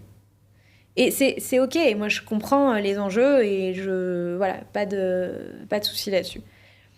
Donc, c'est pas un levier qui aujourd'hui, pour moi, le seul levier qui marchera, c'est effectivement que Richissime devienne Legend. Ouais, devienne la chaîne numéro 1 sur l'investissement et l'argent. Et que sa renommée, sa reconnue et le sérieux de mon travail soit suffisamment reconnu pour que les gens puissent passer cette barrière. Il y a plein d'invités qui ont accepté et qui m'ont dit, la première réaction que j'ai eue en voyant Richissime, c'était « Oh, oh, oh, c'est quoi ce truc ?» Et certains l'ont dit, Jean-Pierre Nadir l'a dit au micro, Jonathan Angelov l'a dit à mon micro, et il y en a d'autres. Frédéric Mazzella l'a dit au micro aussi. Ma première réaction, c'était non. Et puis, j'ai regardé, mon équipe a regardé, je leur ai été sympathique. Enfin, il y a quelque chose de cet ordre-là, et ils l'ont fait, et je crois qu'a priori, ils n'ont pas regretté, mais il faut que je m'impose encore, tu vois. Et ça, c'est, est-ce qu'aujourd'hui, le podcast est mon focus numéro 1 ? Je ne vais pas te mentir, non. Ça fait, pour ceux qui me suivent, ça fait 3-4 mois que je n'ai pas eu d'interview sur le podcast parce que je me concentre sur d'autres choses et donc je livre plutôt des épisodes en solo en ce moment. Mais voilà. Et ça, c'était sur l'épisode avec Oussama Hamar. Et l'autre épisode qui m'a énormément marqué, et finalement il est au-dessus, c'est l'épisode que j'ai fait avec David Laroche, qui est d'une... Il date encore plus. En fait, il date pas du tout dans le contenu. Et tu sais quoi ? Je me le suis réécouté dans la voiture avant de venir ici. J'ai pas eu le temps de le finir, mais voilà. Franchement, s'il y en a qu'un que vous devez écouter, c'est celui-ci. Épisode 76, il date de, je crois, septembre-octobre 2022. Le contenu est toujours d'actualité parce qu'on parle de psychologie de l'argent. Magnifique, avec la profondeur... de David qui connaît parfaitement non pas tant le sujet de l'argent que celui de la psychologie humaine et il apporte une dimension à cette réflexion pour tous ceux que ça intéresse, pas juste l'argent, comment on en fait, ce qui m'intéresse aussi, mais quelles sont les dimensions psychologiques qui sont intrinsèquement liées au fait juste de parler d'argent, et c'est comme ça qu'on a commencé cette discussion au début. Cet épisode est d'une profondeur, et récemment David s'est plus exprimé sur l'argent sur ses propres canaux, mais je crois que c'est la conversation il s'exprimait très peu sur le sujet avant, et je pense que même pour toute personne qui suit déjà David Laroche, vous serez bluffé d'apprendre des choses qu'il n'a jamais dit ailleurs finalement. Et vraiment, c'était ma plus belle conversation, vraiment. Et je sais quand je sors d'une interview, mais je pense que toi aussi, on le sait quand on sort, si c'est un épisode moyen ou si c'est un wow. Ouais, t'avais déjà le sentiment, mais je le savais. Quand tu as fait l'épisode, que ça allait être wow. Tu le sais pendant, tu le sais juste après, tu sais si t'as sorti un masterpiece ou pas. Excellent. Alors maintenant, est-ce que tu pourrais nous partager, selon toi, quelle est la plus grande idée reçue sur l'argent qui empêche les gens d'avancer financièrement ? Et ça rebondit finalement à ce que tu as évoqué juste à l'instant avec David. On a souvent les mêmes infos, les mêmes clés, le résultat différent. Et tu le vois aussi dans les accompagnements que tu peux réaliser. Tu dis comment ça se fait que les mêmes personnes ont eu les mêmes informations, les mêmes conseils, peut-être le même accompagnement, mais la trajectoire est totalement différente. Je suis pas sûre que ce soit une idée reçue sur l'argent. C'est une croyance sur qu'est-ce qui est possible ou non pour moi. Et chacun a son horizon de ce qui est possible pour lui. Et s'il n'y a rien dans votre vie qui est destiné à favoriser une forme d'ouverture, ok, donc ça, aujourd'hui, c'est pas possible. Ma réalité de vie aujourd'hui n'était pas dans mon radar il y a 5 ans. Je veux dire, rien de ce que je vis aujourd'hui ne me semblait possible. Moi, quand j'étais petite, je me disais, je vais finir mon objectif, c'est de gagner plus que mon papa. Il y a beaucoup de gens qui inconsciemment sont dans ces projections-là. Et moi, faire mieux que sa propre famille, ses propres parents. C'est ça. Et moi, je me disais qu'une carrière réussie, c'est une carrière dans laquelle, alors déjà, je me projetais jeune plutôt dans le salariat, et que ce serait une carrière dans laquelle je dépasserais j'atteindrais les 7-8 000 euros. Je n'ai jamais su exactement combien gagnait mon père, parce qu'il y a eu quand j'étais jeune, c'était encore en... Jeune, c'était encore en francs. Et puis après, il y a eu les euros. Et puis... Après, je suis partie de la maison aussi, tu vois. Il t'a jamais dit non, mais je posais pas la question. Je pense que si j'avais posé la question, il me l'aurait dit. Et aujourd'hui, je pense que dans mon imaginaire, c'est pas si loin que ça, tu vois. Et donc, gagner un peu plus que lui, c'était... Moi, j'aurais été refaite si je finissais ma carrière à 7-8 000 euros. Et évidemment, j'aurais été refaite si j'arrivais un petit peu plus tôt que lui. Donc, peut-être si, aux alentours, tu vois, 45-50, je gagnais 7-8 000 euros, quoi. Et donc, cet horizon des... Qu'est-ce qui est possible je l'ai repoussé, c'est petit à petit. Il n'y a pas un jour où vous dites « Ah, c'est possible !» En fait, au début, je me suis mis dans le business en ligne. Il y a eu ce podcast, et puis j'ai vendu mes premières méthodes budgétaires à 25 euros. Puis après, j'ai fait mon premier programme, et je le vendais... Alors attends, je crois que c'était aux alentours de 1 500 euros. Et je m'étais formée à comment on fait des entretiens de vente, etc. Et la première fois que je me mets à vendre en direct, j'en vends 3 la même journée. Donc là, t'es refaite. Ce jour, il reste gravé dans ma mémoire. Mon mec, il rentre et on se dit « Waouh, mais imagine un monde dans lequel tu fais 10 000 euros de chiffre d'affaires par mois. C'est dingo, là, tu viens de faire 3 ventes, ça fait 4 500 euros sur une journée. Mais genre, c'est incroyable, tu vois. » Bon... Évidemment que des années après, là, si tu me dis que je fais 10 000 euros dans le mois, je suis en PLS, voilà. Quoi. Sauf qui peut, quoi. C'est compliqué. Je dis ça, voilà, c'est très compliqué. Mais j'ai augmenté mon horizon de ce qui était possible. Donc, déjà, je vends un petit truc par moi-même à 25 euros. Je vends une méthode que j'ai fait en PDF à 25 euros. Déjà, la première fois que ça arrive, je fais « Waouh !» Donc déjà, c'est possible que je vende des trucs. Waouh ! Ensuite, je fais un truc un peu plus gros et j'apprends à le vendre. Waouh ! J'arrive à vendre des trucs à 1 500 euros. C'est fou. Et j'arrive à avoir des résultats pour mes clients. Donc petit à petit, tu repousses ce qui est possible. Ouah, je fais mon premier investissement en immobilier. Ouah, je fais mon premier investissement en laverie. Ouah, je fais mon premier investissement en car wash. Et c'est toujours une succession de. Et à la fin, et tous les jours encore aujourd'hui, je repousse mon horizon des possibles. Quand on est arrivé ici, il y a 1 an, on était venu en repérage à Dubaï. Et puis, il y avait ce quartier qui nous faisait de l'œil. On se disait « Oh putain, mais c'est tellement cher. Jamais on pourra se payer ça, quoi. » Il y a 1 an, financièrement, on n'était pas là où on en est aujourd'hui.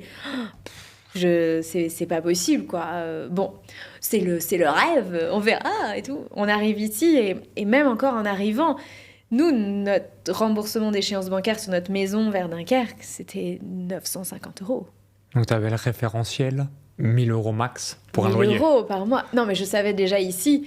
qu'on passait... 1 000 euros à Dubaï, soit t'es à 50 km de Dubaï, soit t'es dans un petit boui-boui. On est en famille, on bosse à la maison, donc nous, on a besoin de 3 pièces. Parce que c'est marrant, parce que quand on parle de référentiel...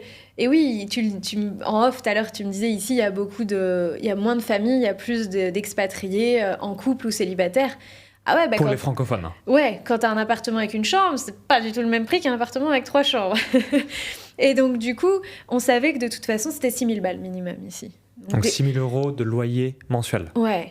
Donc déjà, tu vois, pour nous, c'était un Là, gap. c'est un stretch. On s'y était mis 1 an à se préparer à l'idée qu'on faisait ce stretch et tout, tu vois. Et en fait, on arrive ici, on cherche, et à chaque fois, on se dit, ouais, ok, d'accord, mais on va vivre là-dedans. Tu sais, ça nous excitait pas. On se dit, putain, on n'est pas en train de faire ce move-là pour ça, quoi.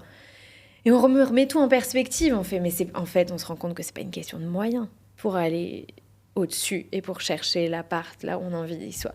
On se rend compte que c'est pas une question de moyens. On se rend compte que cet argent-là et qui représente un pourcentage de notre patrimoine qui est tout à fait raisonnable.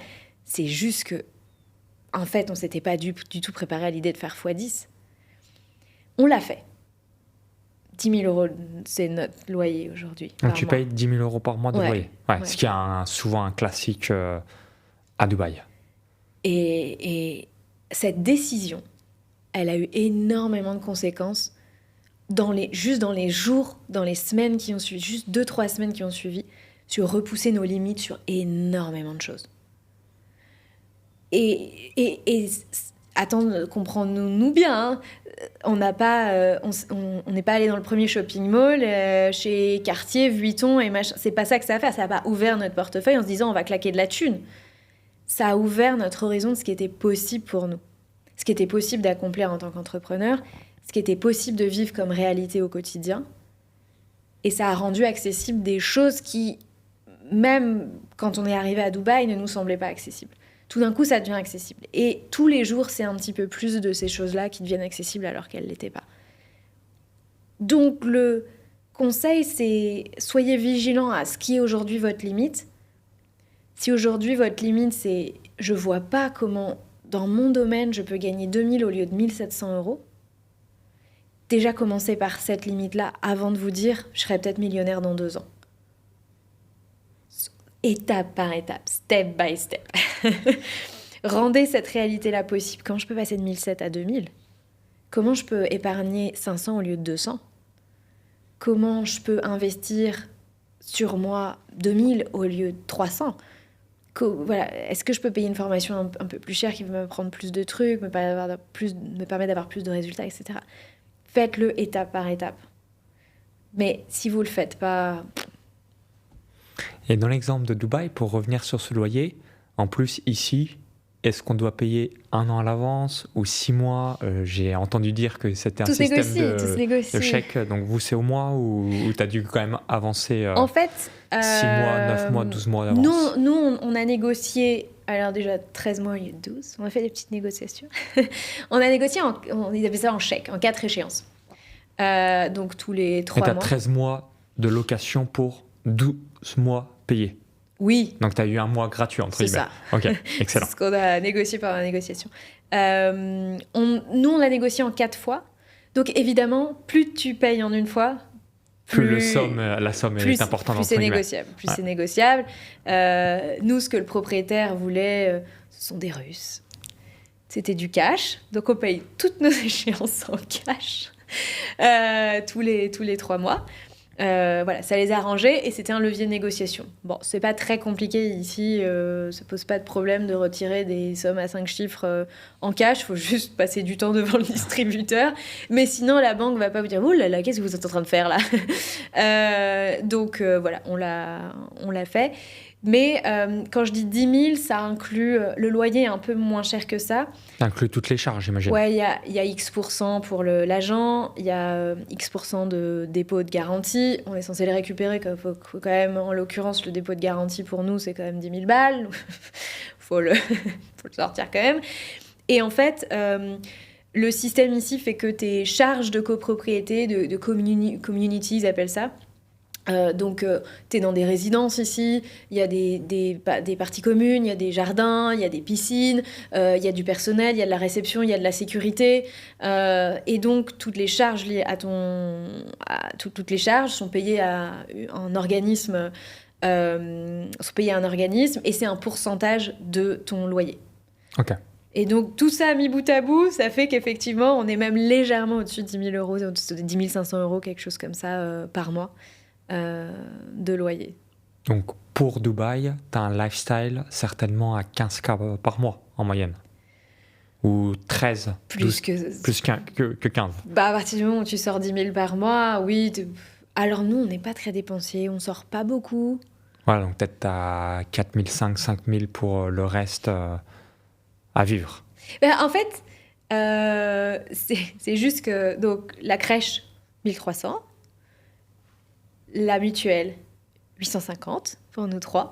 Donc déjà, mais... Ouais, t'es déjà à 12K, T'es déjà à plus de 2000, t'es déjà à 12500, plus de 2000 rien ouais. qu'avec ces deux réalités, t'as pas acheté à manger encore. Donc, t'achètes à manger. Alors, il y a plein de gens qui disent ah, c'est pas cher ici. Si. Non, mais les Ah, supermarchés sont plus chers qu'en France, arrêtons. Moi, personnellement, avec mon épouse, en février 2024, on a dépensé en un mois 15 000 euros. Après, on s'est fait plaisir, Ouais. hein, évidemment. Et là, je suis 10 jours à Dubaï. Ouais, j'aurais dépensé, je pense, 3 000 à 4 000 euros. Évidemment, en se faisant plaisir, mais oui, c'est pas cheap si tu veux avoir le lifestyle dubaïote. Après, tu peux faire Oui. beaucoup plus modeste, mais c'est un peu comme t'es sur les Champs-Élysées à Paris ou t'es en zone 5 à 40 km. Tu vois, il y a C'est pour ça. tous les budgets, mais c'est Exactement. pas Il le y a même vraiment lifestyle. pour tous les budgets ici. Et il y a des très. En vrai, il y a des quartiers très récents, très mignons, des petites communautés hyper sympas, un petit peu plus dans les terres. Nous, on a fait ce choix d'être en bord de mer. On a fait ce choix-là. Tu peux vivre avec un loyer, même avec 3 chambres ou 4 chambres, tu peux vivre pour 3 000 euros de loyer, tu vois.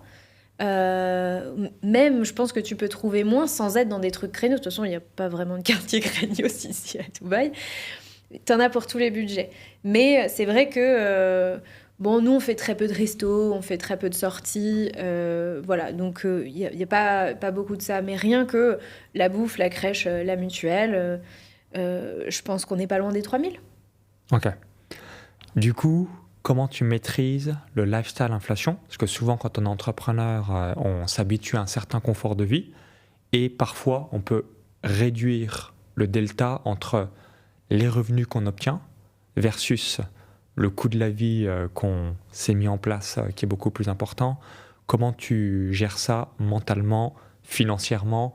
Est-ce que tu es plutôt dans une démarche de t'enrichir peut-être un petit peu moins rapidement, mais en l'occurrence, profiter davantage de la vie, ou à l'inverse, tu es tellement focus sur les recettes, les revenus, que même si tu as un lifestyle dans le cas de figure à 15 000 euros par mois, tu es 100% aligné.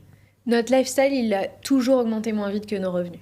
Ok, donc ça, c'est vraiment une règle que tu te fixes. Ça me paraît normal, en fait. Sinon, moi, il y a ma sécurité intérieure qui s'allume un petit peu. Donc, ça paraît énorme de passer d'une... On est resté 5 ans à Dunkerque, on n'a pas de famille, on n'a pas d'attache à Dunkerque, et donc on a eu beaucoup de temps pour économiser, mettre de côté beaucoup d'argent. Là-bas, c'est pas cher, on ne sortait pas, voilà, pas ou peu de vie sociale, donc évidemment, on partait en vacances, etc. Mais en vrai, on a mis aussi beaucoup d'argent pendant longtemps. Donc là, on multiplie par 10 notre loyer, mais en fait, ça ne matche pas l'augmentation. Ouais, tes revenus sont supérieurs par rapport à tes dépenses, et ça, c'est le plus important. Ça, c'est plus c'est notre règle. Alors, c'est sûr, si on s'était expatrié ailleurs, on en aurait encore plus le bénéfice. Mais c'est bien, tu as un alignement. Moi, personnellement, j'aurais un peu de mal encore aujourd'hui, sauf si j'ai vraiment un effet waouh. J'ai quelques connaissances à Dubaï qui mettent 25 000 euros dans le logement. Le logement. Ouais. Et personnellement, le jour où je suis aligné à mettre 25 000 euros, je vais avoir trop le mindset d'investisseur, dans le sens, j'aimerais vraiment avoir un truc où on se fait, mais waouh. Et voilà, c'est par rapport à ça. Et... En fait, on rencontre peu de gens ici qui valorisent autant leur chez-soi que nous. Ouais. Et ça, c'est vraiment propre à chacun. Nous, on travaille de chez nous tous les deux toute la journée. Mon studio d'enregistrement est chez moi aussi.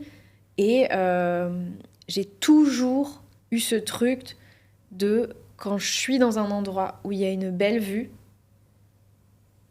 Créativité, inspiration. Ça me provoque un truc. Tout mon état d'être est amélioré. Je me sens plus en joie, plus apaisée.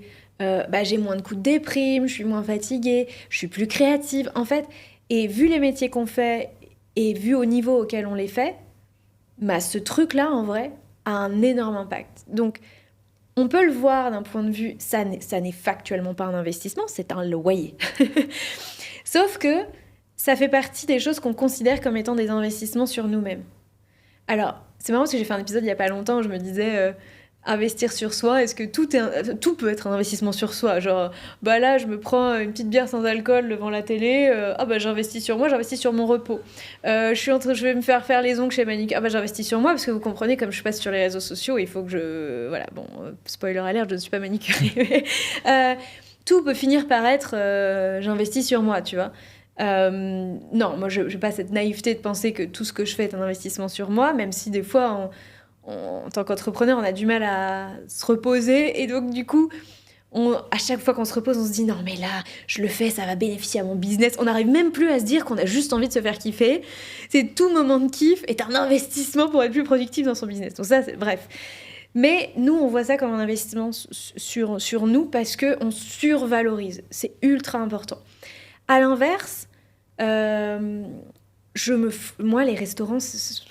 En fait, tu investis dans ce qui est une valeur pour toi. On a tous des valeurs différentes. Exactement. Moi, les restos, par exemple, c'est très important, donc j'investis pas mal d'argent. Donc moi, j'ai passé énormément de temps à trouver du mobilier, des meubles pour meubler notre appartement.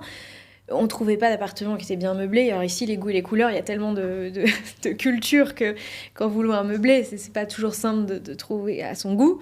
Donc on a préféré dire au propriétaire, vous enlevez vos meubles et puis nous, on va s'acheter nos... J'ai passé énormément de temps et j'y passe encore. Il y a encore plein de déco à faire. Et je le fais même si c'est un appartement qu'on loue parce que je sais à quel point c'est important sur comment je me sens. Mais c'est vrai qu'on a constaté qu'il y avait peu de gens qui accordaient autant d'importance ici. Est-ce que toi, c'est une valeur capitale pour toi ou d'autres Tu vois, quand on part en vacances, c'est pareil. Moi, il y a des gens, et je peux comprendre, qui se foutent de leur chambre d'hôtel. Évidemment, si t'aimes crapahuter, si t'aimes découvrir, t'en as à foutre, tu vas juste dormir dedans, tu vois. C'est pas du tout mon cas. Nous, on aime bien chiller dans la chambre, lire, et quand il y a une belle vue, ça fait une énorme différence. Donc oui, on va aimer être dans des beaux endroits. Moi, un de mes kiffs, c'est de trouver... c'est vraiment la perle de la perle. Et je trouve qu'il n'y en a pas assez dans le monde entier. C'est vraiment l'espèce de glamping. T'es dans une cabane, mais t'as la vue la plus belle sur de l'endroit où tu es, tu vois. Le truc où t'es revenu à l'essentiel, tu prends ta douche au seau. Tu vois, typiquement, moi, je me fous du luxe d'une douche, d'avoir des produits et machin. J'en ai rien à faire. Qu'il y ait un spa dans mon hôtel, j'en ai rien à faire. Le seul truc qui m'importe, c'est la vue. Donc tu peux me mettre dans une cabane. Moi, j'ai adoré. Et encore aujourd'hui, quand il faut se laver avec une douche, avec de l'eau froide, dans un boui-boui au bout du monde à Bali ou je ne sais où, ça me va.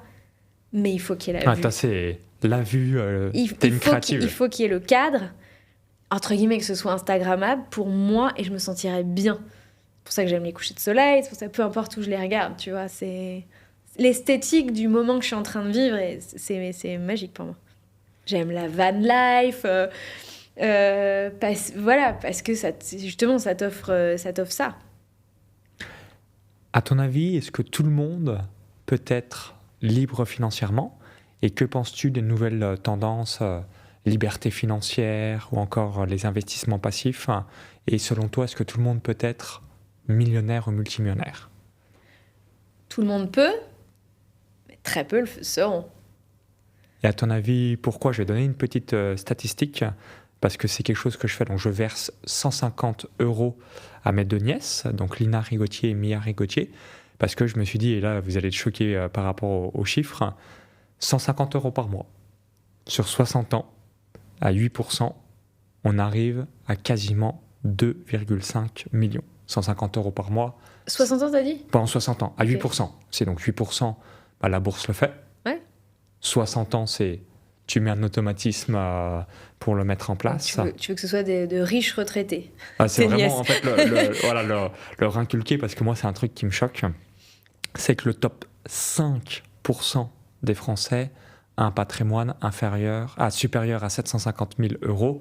C'est-à-dire que 95% des gens, à plus de 65 ans, ont pas grand-chose. Et sur ces 750 000 €, l'immense partie est souvent la résidence principale. La résidence principale, absolument, qui est de plusieurs centaines de milliers d'euros dans l'exemple. Et en fait, ce que j'adore dans la vie, c'est les toutes petites habitudes qui sont totalement insignifiantes, mais qui sur le long terme, donc quand je dis ça, on se dit, mais comment c'est possible d'avoir quasiment 2,5 millions quand tu fais 150 € par mois pendant 60 ans, uniquement à 8%. C'est le pouvoir des petites habitudes. Et moi, vraiment, mon mindset en tant qu'oncle, ça va vraiment être de leur inculquer. Fais au moins un petit virement automatique. Comme ça, tu es sûr à l'avenir d'avoir ta liberté financière tout en t'amusant. Et évidemment, le but, c'est toujours de développer ses revenus pour à chaque fois profiter. Donc, quel est un petit peu ton feedback vis-à-vis de tout ça? Liberté financière, revenus passifs, pour moi, etc. c'est pas des tendances, la liberté financière et les revenus passifs, c'est le top de l'investissement. Et donc, il y a peu de gens qui se lanceront là-dedans, il y a peu de gens qui croiront que c'est possible, il y a peu de gens qui le feront, et il y a peu de gens qui obtiendront les résultats. C'est une réalité. Mais c'est une réalité que ça existe. C'est une réalité qui alors, ça se construit de plusieurs manières, mais c'est une réalité que ça existe, qu'il y a des gens qui sont rentiers à 40 ans, c'est une réalité. Pour moi, beaucoup moins maintenant avec les nouvelles générations. C'est pour moi indiscutable que c'est une réalité. C'est une réalité pour une minorité, mais c'est une réalité. Maintenant, c'est est-ce que tu veux faire partie de la minorité? Et justement, par rapport à comment on construit cette réalité pour soi, tu disais, mes nièces auront 2,5 millions dans 60 ans. En tout cas, en mindset, si elles n'ont pas d'éducation financière. Alors, oui, alors ça, c'est encore un autre sujet, mais du coup, moi, c'est le 60 ans qui me chagrine, tu vois. Et c'est vrai qu'avec Richissime, j'essaye de parler à ceux qui aimeraient raccourcir ce temps.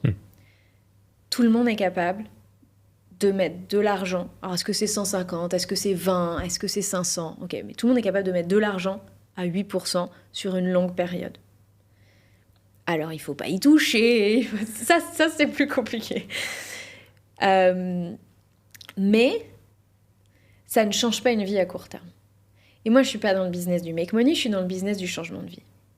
Je me fous d'aider les gens à gagner plus d'argent. Je me passionne pour le fait que les gens changent leur vie et leur réalité. Parce que pour moi, en France aujourd'hui, la mobilité sociale n'existe plus. On part à la retraite au même niveau social sur lequel on est rentré sur le marché du travail. Et ça, c'est un vrai problème.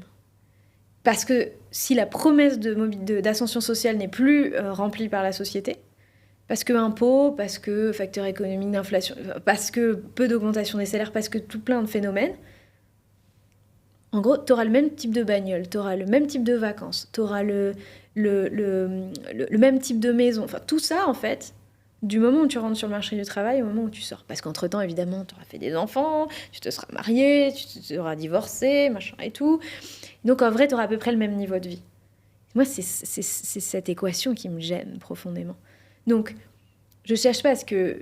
Je veux pas que les gens s'enrichissent pour s'enrichir, je veux aider les gens à changer de vie, et pas quand ils seront à la retraite.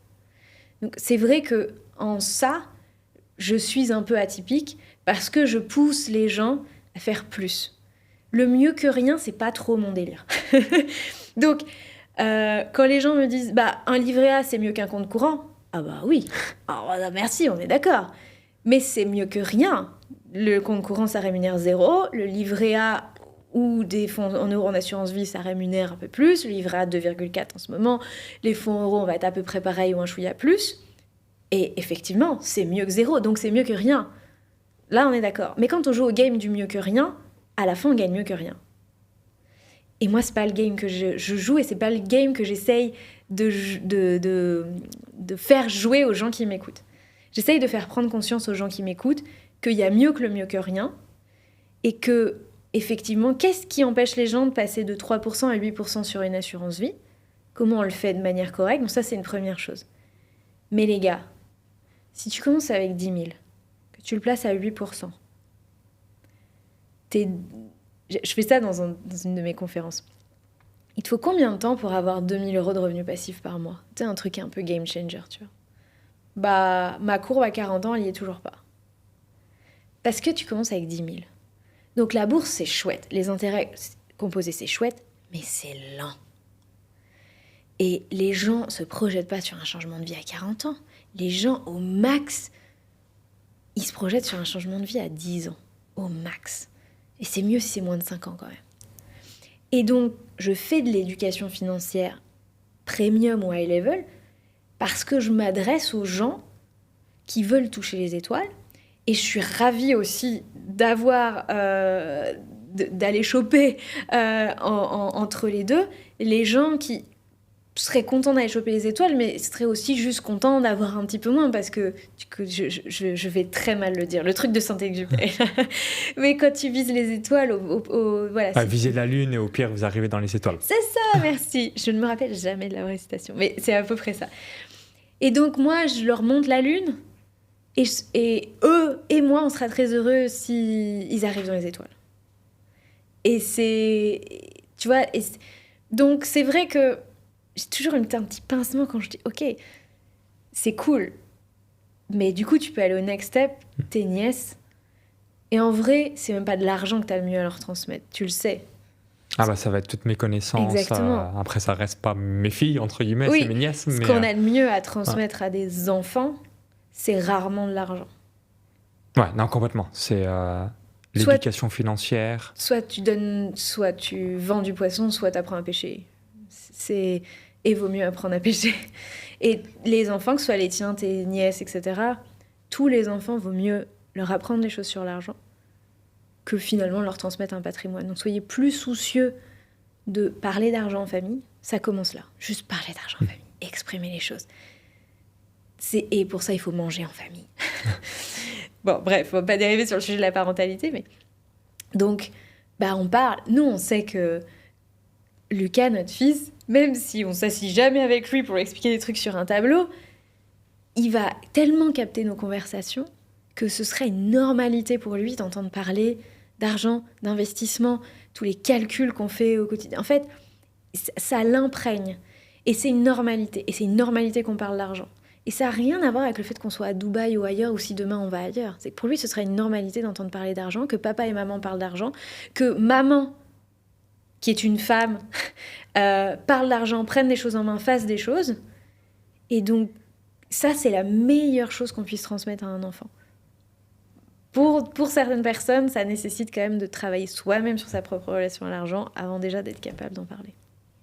Également, un enfant, il ne fait pas ce qu'on lui dit, il modélise ce qu'il voit. Donc, d'où l'importance d'être le plus possible exemplaire. Exactement. Et pour revenir aussi sur l'argent, on est dans un monde d'abondance où il y a de plus en plus de cash dans le monde, et tout aussi est une perception. Donc typiquement, si on dit 10 millions d'euros, c'est une somme. Si on est à Monaco, prix du mètre carré, 65 000 euros, 150 mètres carrés. Donc c'est vraiment à avoir cet état d'esprit-là où, en fonction de là où on se trouve sur la planète, dans un monde d'abondance, l'argent est une perception entre la valeur, l'offre et la demande, et le marché. Très juste. Et souvent, c'est que quand on voyage qu'on a ce mindset vision internationale versus mindset monopays où on reste là où on en est, qu'on se rend pas compte. Si tu étais resté à Dunkerque, tu n'aurais pas pu peut-être même un jour imaginer qu'il y avait des loyers plus ou moins peut-être le même type de maison. Si je reprends l'exemple de Monaco, quelqu'un qui payerait 10 millions d'euros un bien immobilier n'a pas un bien immobilier qui serait mieux qu'un 10 millions d'euros dans 99% de l'endroit de la planète. Mais la relation à l'argent et la perception de l'argent sur le bien est totalement différent. Et c'est un peu aussi l'autre exemple célèbre.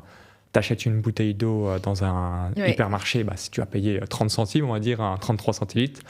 Maintenant, t'es assoiffé dans le désert. Potentiellement, tu peux faire all-in pour garder ta vie. Et donc, c'est la valeur perçue. Et souvent, ça, on l'oublie aussi à travers le monde. Il y a une... Tiens, d'ailleurs, je sors un... Je crois qu'il est sorti hier, l'épisode, mais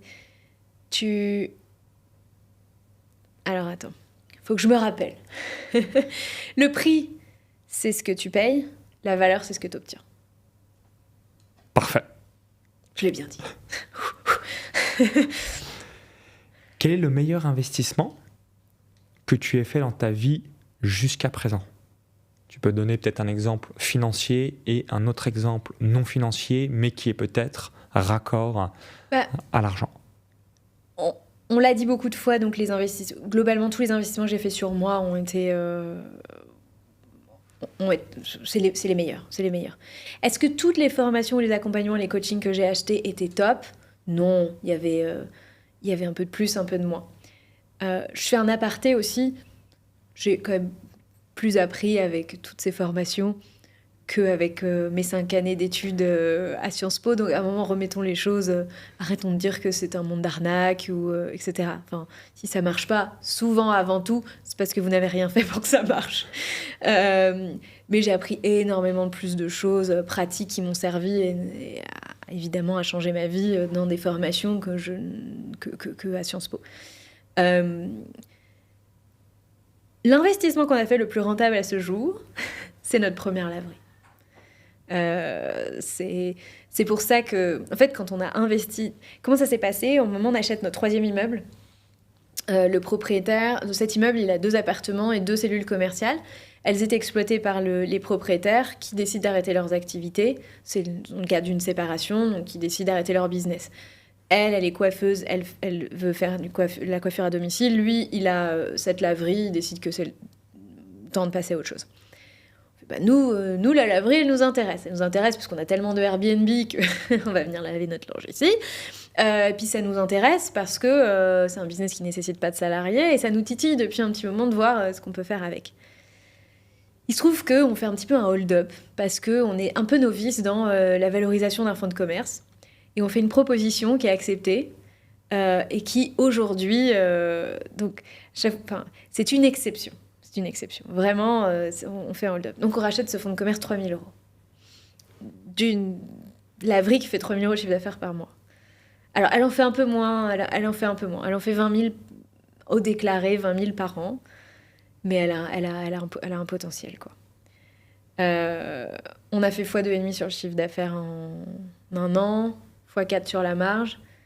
Donc on l'a acheté 3 000, elle en vaut 70. Et on gagne 1 750 € de revenus passifs tous les mois avec un système qui est totalement délégué. Et ça, qu'est-ce qui t'a amené finalement à... Parce que souvent, on ne pense pas. Laverie ou peut-être des parkings, je ne sais pas si ça fonctionne encore aujourd'hui en France. Généralement, immobilier, et on ne pense pas parfois démarrer avec des petits business qui permettent, là déjà, quasiment pour beaucoup de personnes, ça fait un revenu complémentaire très intéressant. En fait, on a autant de cash flow avec cette laverie qu'avec notre meilleur immeuble. Ok. Alors, je sais plus si c'est notre meilleur ou le 2e, je ne sais plus.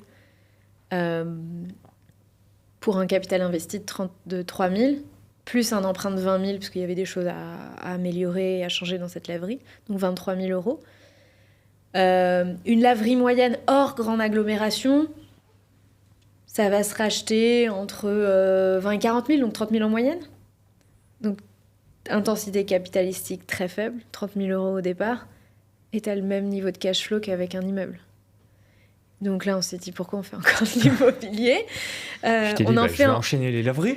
On en fait encore parce que du coup, on a envie de se positionner sur des projets un petit peu plus achat-revente, maximiser les reventes, et parce que ça optimise notre capacité d'emprunt. Ce que ne font pas les laveries, parce que la banque ne regarde pas notre capacité d'emprunt, notre endettement personnel. Donc on peut faire autant de laveries qu'on veut. On aura encore de la capacité d'emprunt, et donc on peut aussi faire du coup de l'immobilier. C'est plus le temps là qui nous manque pour aller refaire des projets immobiliers, parce que c'est des projets aussi... Tu vois, c'est plus forte intensité capitalistique, moins de rentabilité et plus de temps à y consacrer. Donc c'est vrai que sur le papier, il n'y a pas photo. Et même si on l'avait racheté 30 000 un prix moyen, elle en vaudrait 70 aujourd'hui. Donc on aurait quand même fait une plus-value de 40 et elle nous rapporterait quand même un petit peu moins, parce que notre remboursement bancaire serait un peu plus élevé. Elle nous rapporterait quand même 1 200 à peu près euros par mois dans la poche, une fois qu'on a tout payé. Donc ça reste quand même assez imbattable, 1 200 par mois. Donc c'est de loin notre meilleur investissement. Donc là, on est dans une logique de rachat... Et c'était le premier investissement. Et ça, c'est un peu fait... Non, il y a eu 1 immeuble, 2 immeubles, et c'est au cours de l'achat du 3e immeuble que s'est fait cette opportunité-là. Donc finalement, c'est grâce à l'expérience déjà de tes premiers investissements qui t'a permis de dénicher la pépite. C'est un hasard dans ce Ok. cadre-là. Et du coup, on est allé chercher d'autres opportunités. On s'est dit, OK, quel autre business a cette particularité de pas nécessiter de salariés? Les stations de lavage auto. C'est des business un petit peu plus techniques. C'est 2 à 4 fois la taille d'une laverie en termes de chiffre d'affaires, en termes de marge. Donc on s'est dit, OK, rachetons un car wash. Il se trouve que le car wash qu'on a racheté, il y avait une laverie aussi. Enfin, on en a racheté donc une deuxième laverie et un car wash. Et on est en train de chercher de nouvelles acquisitions, toujours dans notre zone. On est dans des phases de négociation. Et oui, c'est notre... Du coup, c'est notre nouveau kiff et on se repositionnera sur des projets immobiliers. Est-ce que ce sera en France ou est-ce que ce sera à Dubaï? En tout cas, ce ne sera pas en 2025, probablement plus en 2026. Voilà, on est quand même des aficionados de l'immobilier. Et là, aujourd'hui, tu as un patrimoine net, tu as évoqué tout à l'heure, supérieur à 1 million ou encore un petit peu plus où est-ce que tu en es? Un chouïa plus d'1 million. Un petit peu plus, ok. Ouais.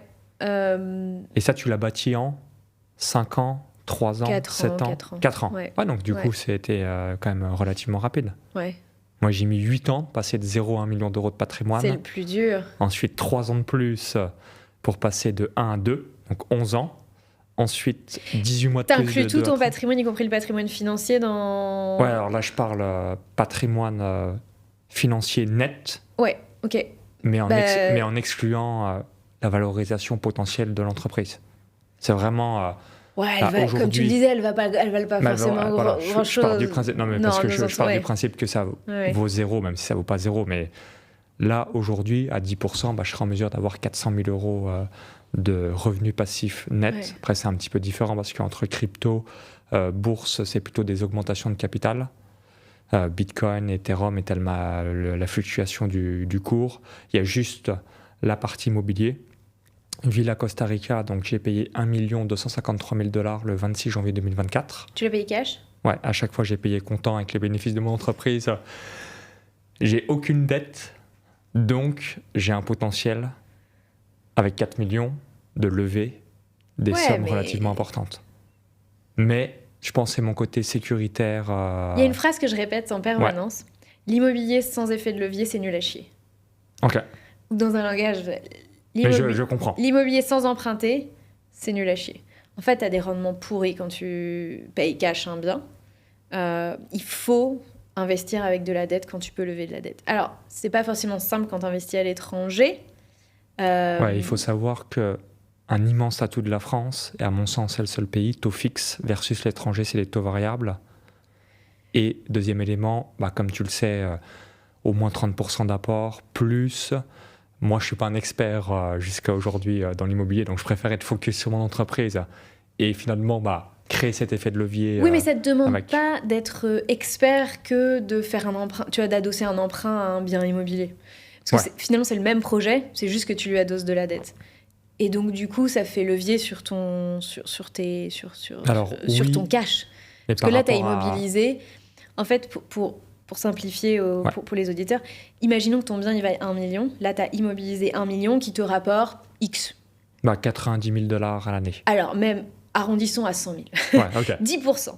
Donc, tu as 1 million qui te rapporte 100 000, ça fait 10%. Ouais. Si dans cette affaire-là, tu avais mis 100 000, adossé à un prêt à 900 000, tu as 900 000 de cash, tu as 100 000 de cash investi qui te rapportent les mêmes 100 000 chaque année. Parce que ça te rapporte les mêmes 100 000, en partie en liquidité et en partie en remboursement du capital à la banque. Mais ce que tu rembourses à la banque, ça reste un enrichissement. Donc, tu as 100 000 qui travaillent au même prix qu'un million. Je suis dire dans l'exemple. Okay. Donc, quand tu peux, toujours choisir des projets où tu peux t'adosser une dette. C'est cool si tu as un effet de levier x10. Si c'est que x4, x5, x6, c'est cool aussi. Mais vraiment, c'est important quand tu fais de l'IMO. C'est un des avantages de l'IMO. Et tu vois, nous, une des raisons pour lesquelles on ne se précipite pas à Dubaï, c'est parce que pour avoir accès au marché bancaire, il faut un certain historique dans le pays, sur tes comptes en banque. 2 ans, j'imagine.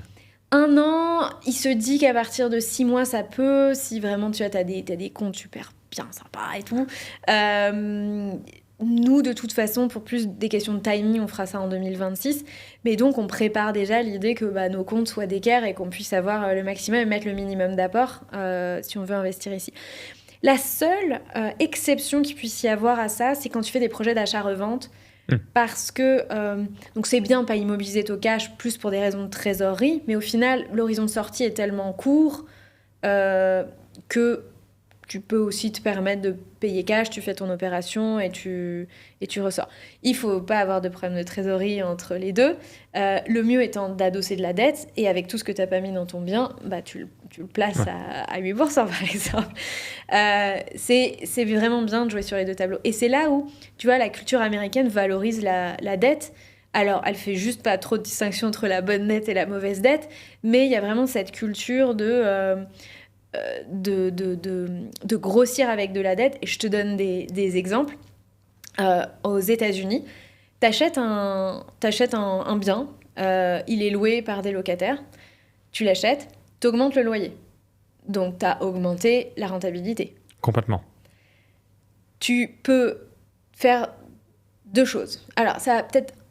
Il faut vraiment que ton bien soit gros. Donc, par exemple, un building avec plein d'units à l'intérieur, plein d'appartements.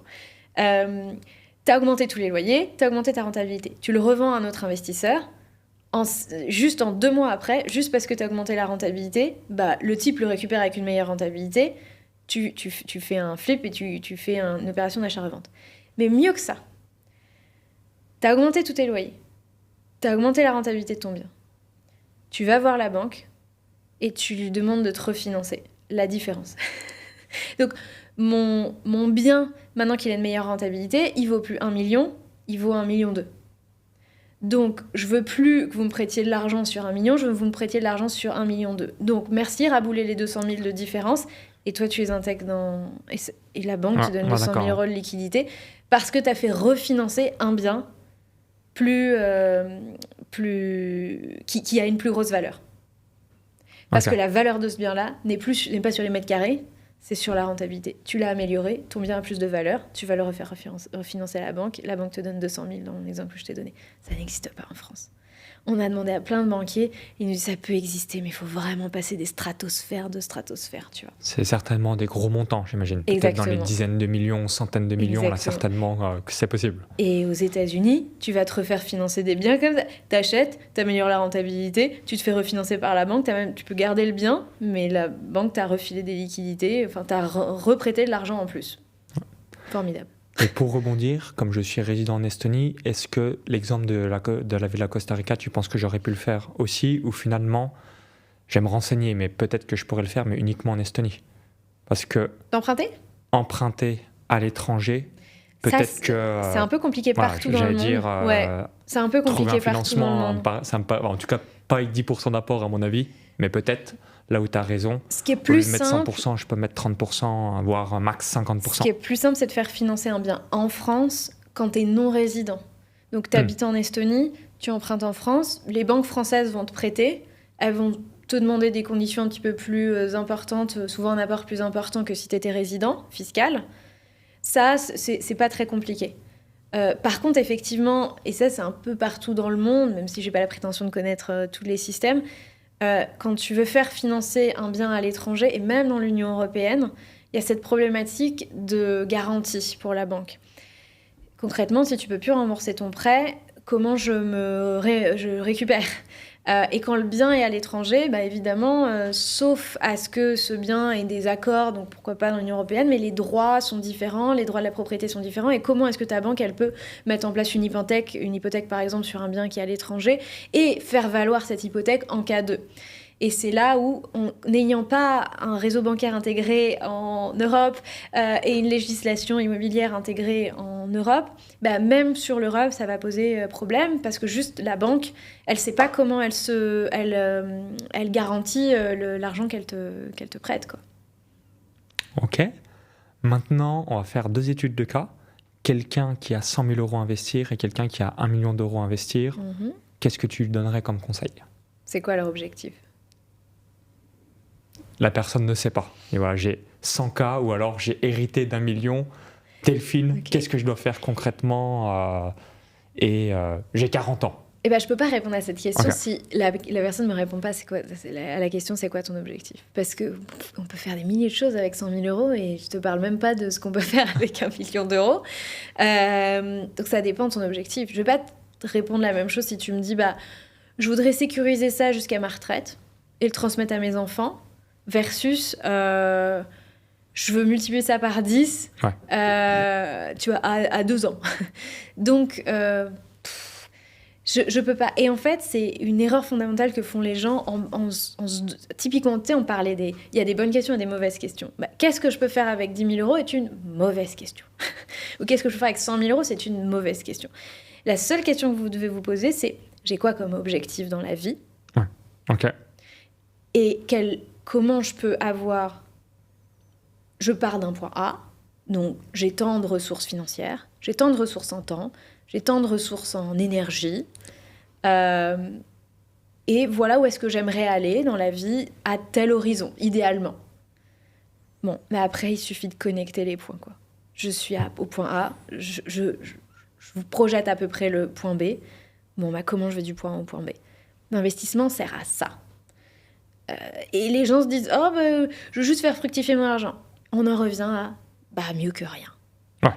Voilà. C'est par l'ignorance du sujet, en fait, que la majorité des gens se posent cette question. C'est plus que l'ignorance du sujet, c'est l'ignorance de ce que tu veux faire de ta vie.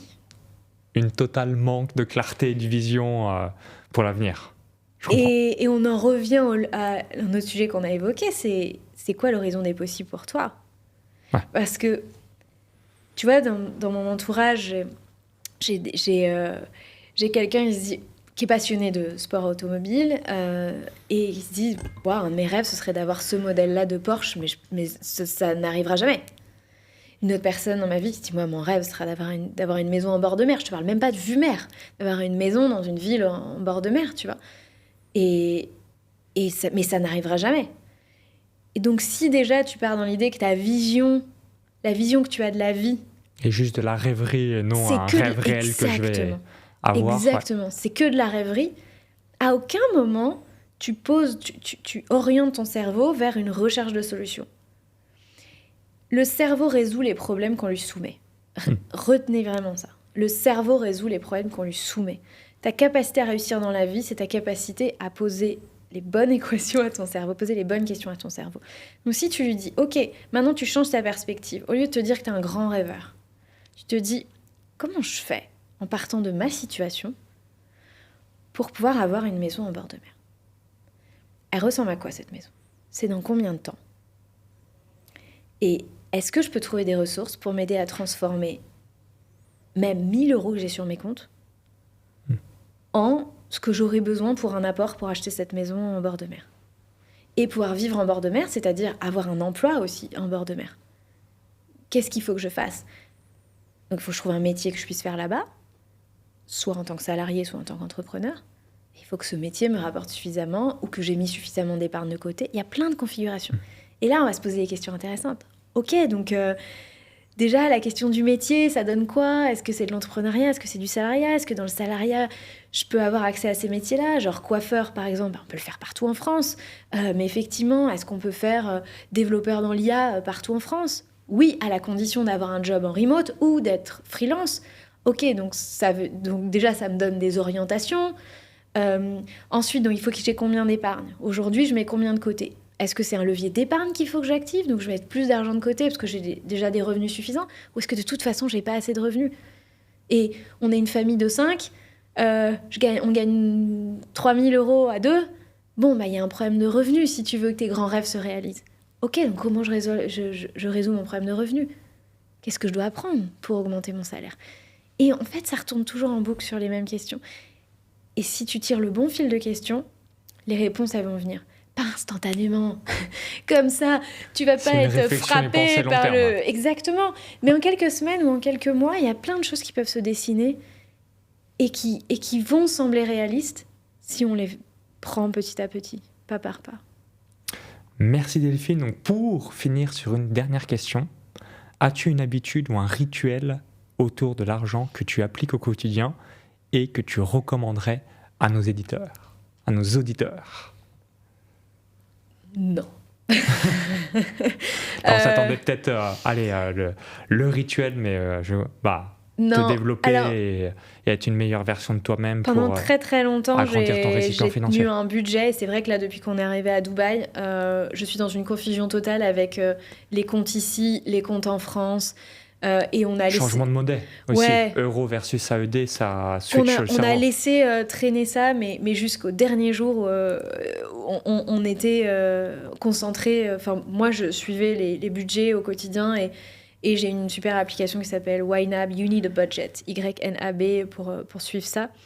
Et c'est pas une question de combien on gagne, en fait. Moi, quand je gagnais 2 000 euros, je l'utilisais. Et quand je gagnais 10 000 euros, je l'utilisais aussi, en fait. C'est juste que moi, je ne sais pas dire en regardant mes comptes si j'ai assez ou pas. Parce que instantanément, mon cerveau ne divise pas ce que j'ai sur mes comptes en « Ah, il y a ça pour ça, il y a ça pour ça, il y a ça pour dans 1 an, il y a ça pour dans 3 mois, il y a ça pour dans ce risque-là, puis il y a ça pour ce risque-là. » Donc, moi, je le mets sur une app ou un Excel ou quelque chose. Donc, c'est une première habitude que j'avais et que je vais reprendre. Aussi, ce qui m'a énormément déstabilisée, c'est qu'on est arrivé ici, il n'y a pas beaucoup de comptes joints, c'est pas très courant ici. Sauf que moi, je suis perdue sans un compte joint.